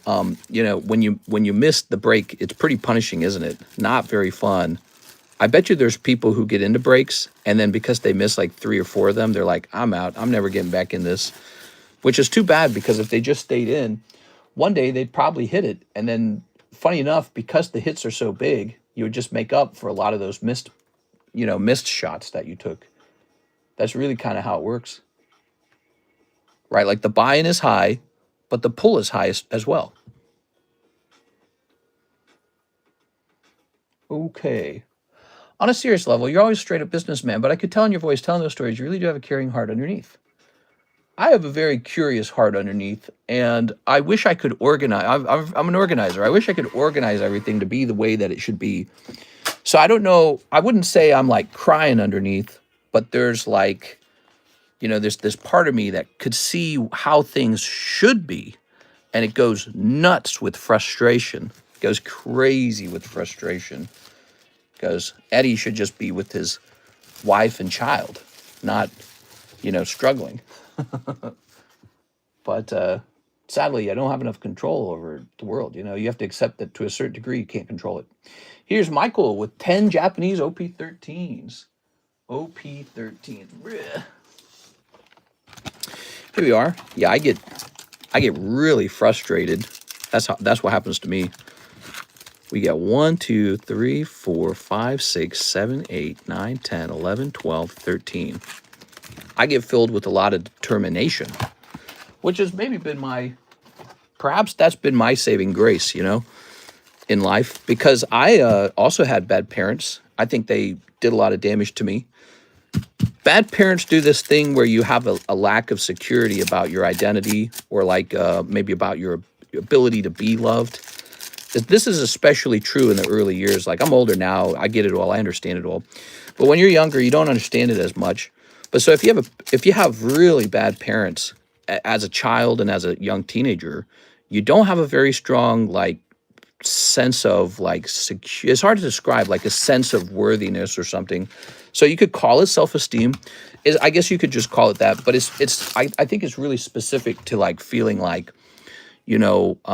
there's like an uncertainty, essentially. There's like a certain uncertainty, and much of it gets solved the moment you have a good relationship, actually. I feel like some of it, at least. But, you know, so I think they talk about that kind of stuff, like attachment styles and stuff like that. And I've read all that stuff, and I only think it's so helpful. But, yeah, you know, you get bad parents, and it's pretty damaging. We are. And so when I meet other guys and they got bad parents too, it's like, good luck. Have fun. You know, hope you figure it all out. You know what I mean? And for me, I part of my personality, my individualness, is that I'm just this very determined person. I do get frustrated, and my solution to the frustration is almost pure anger, pure unfiltered anger that makes me want to make everything correct, the way it should be. And guess what? That works. It's a good way to be. You know, so like it's not too much moping, not too much crying, not too much depression, maybe a little depression, and then time to make things the way they're supposed to be, you know. So and then I get real motivated and I work on it. And that's kind of what has worked that's worked for me tremendously. I wish I could express that feeling to other guys who are also struggling, because it would help them a lot to just go like into locked in mode and to just be like fully autistic and be like, we're going to solve this. Solve it. You know what I mean?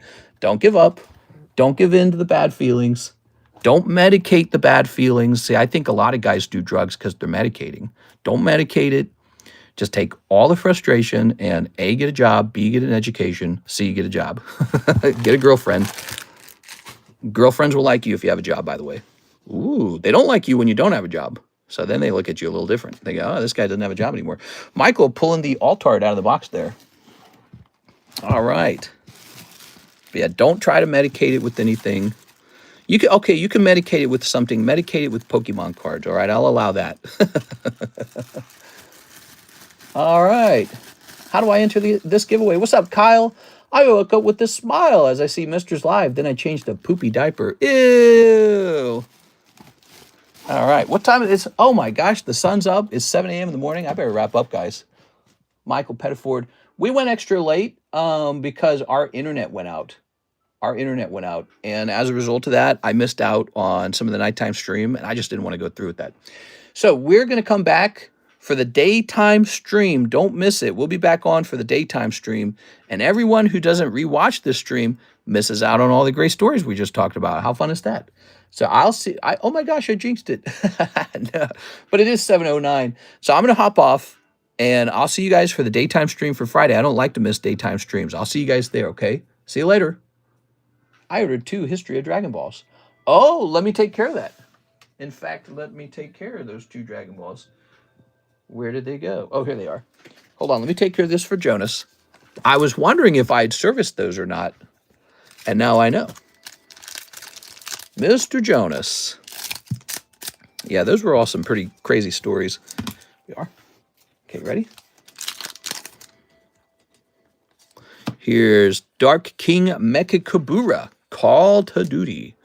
Duty is in poopy diapers. And I ordered 1 big hug. Oh my God. I'm dodging. Whoosh, whoosh. Here's Frieza. 1 man hug. Hey, you going to join my new revolutionary club? It's called the Anti-Bad Guy Good Guy Club. It's pretty revolutionary. Yeah, so we're pretty much the Anti-Bad Guy Good Guy Club. There you go. Mr. Anderson. All right. Thank you, everyone. We're all done. Have a nice night, morning. Happy Friday. See you later, everybody. See you for the daytime.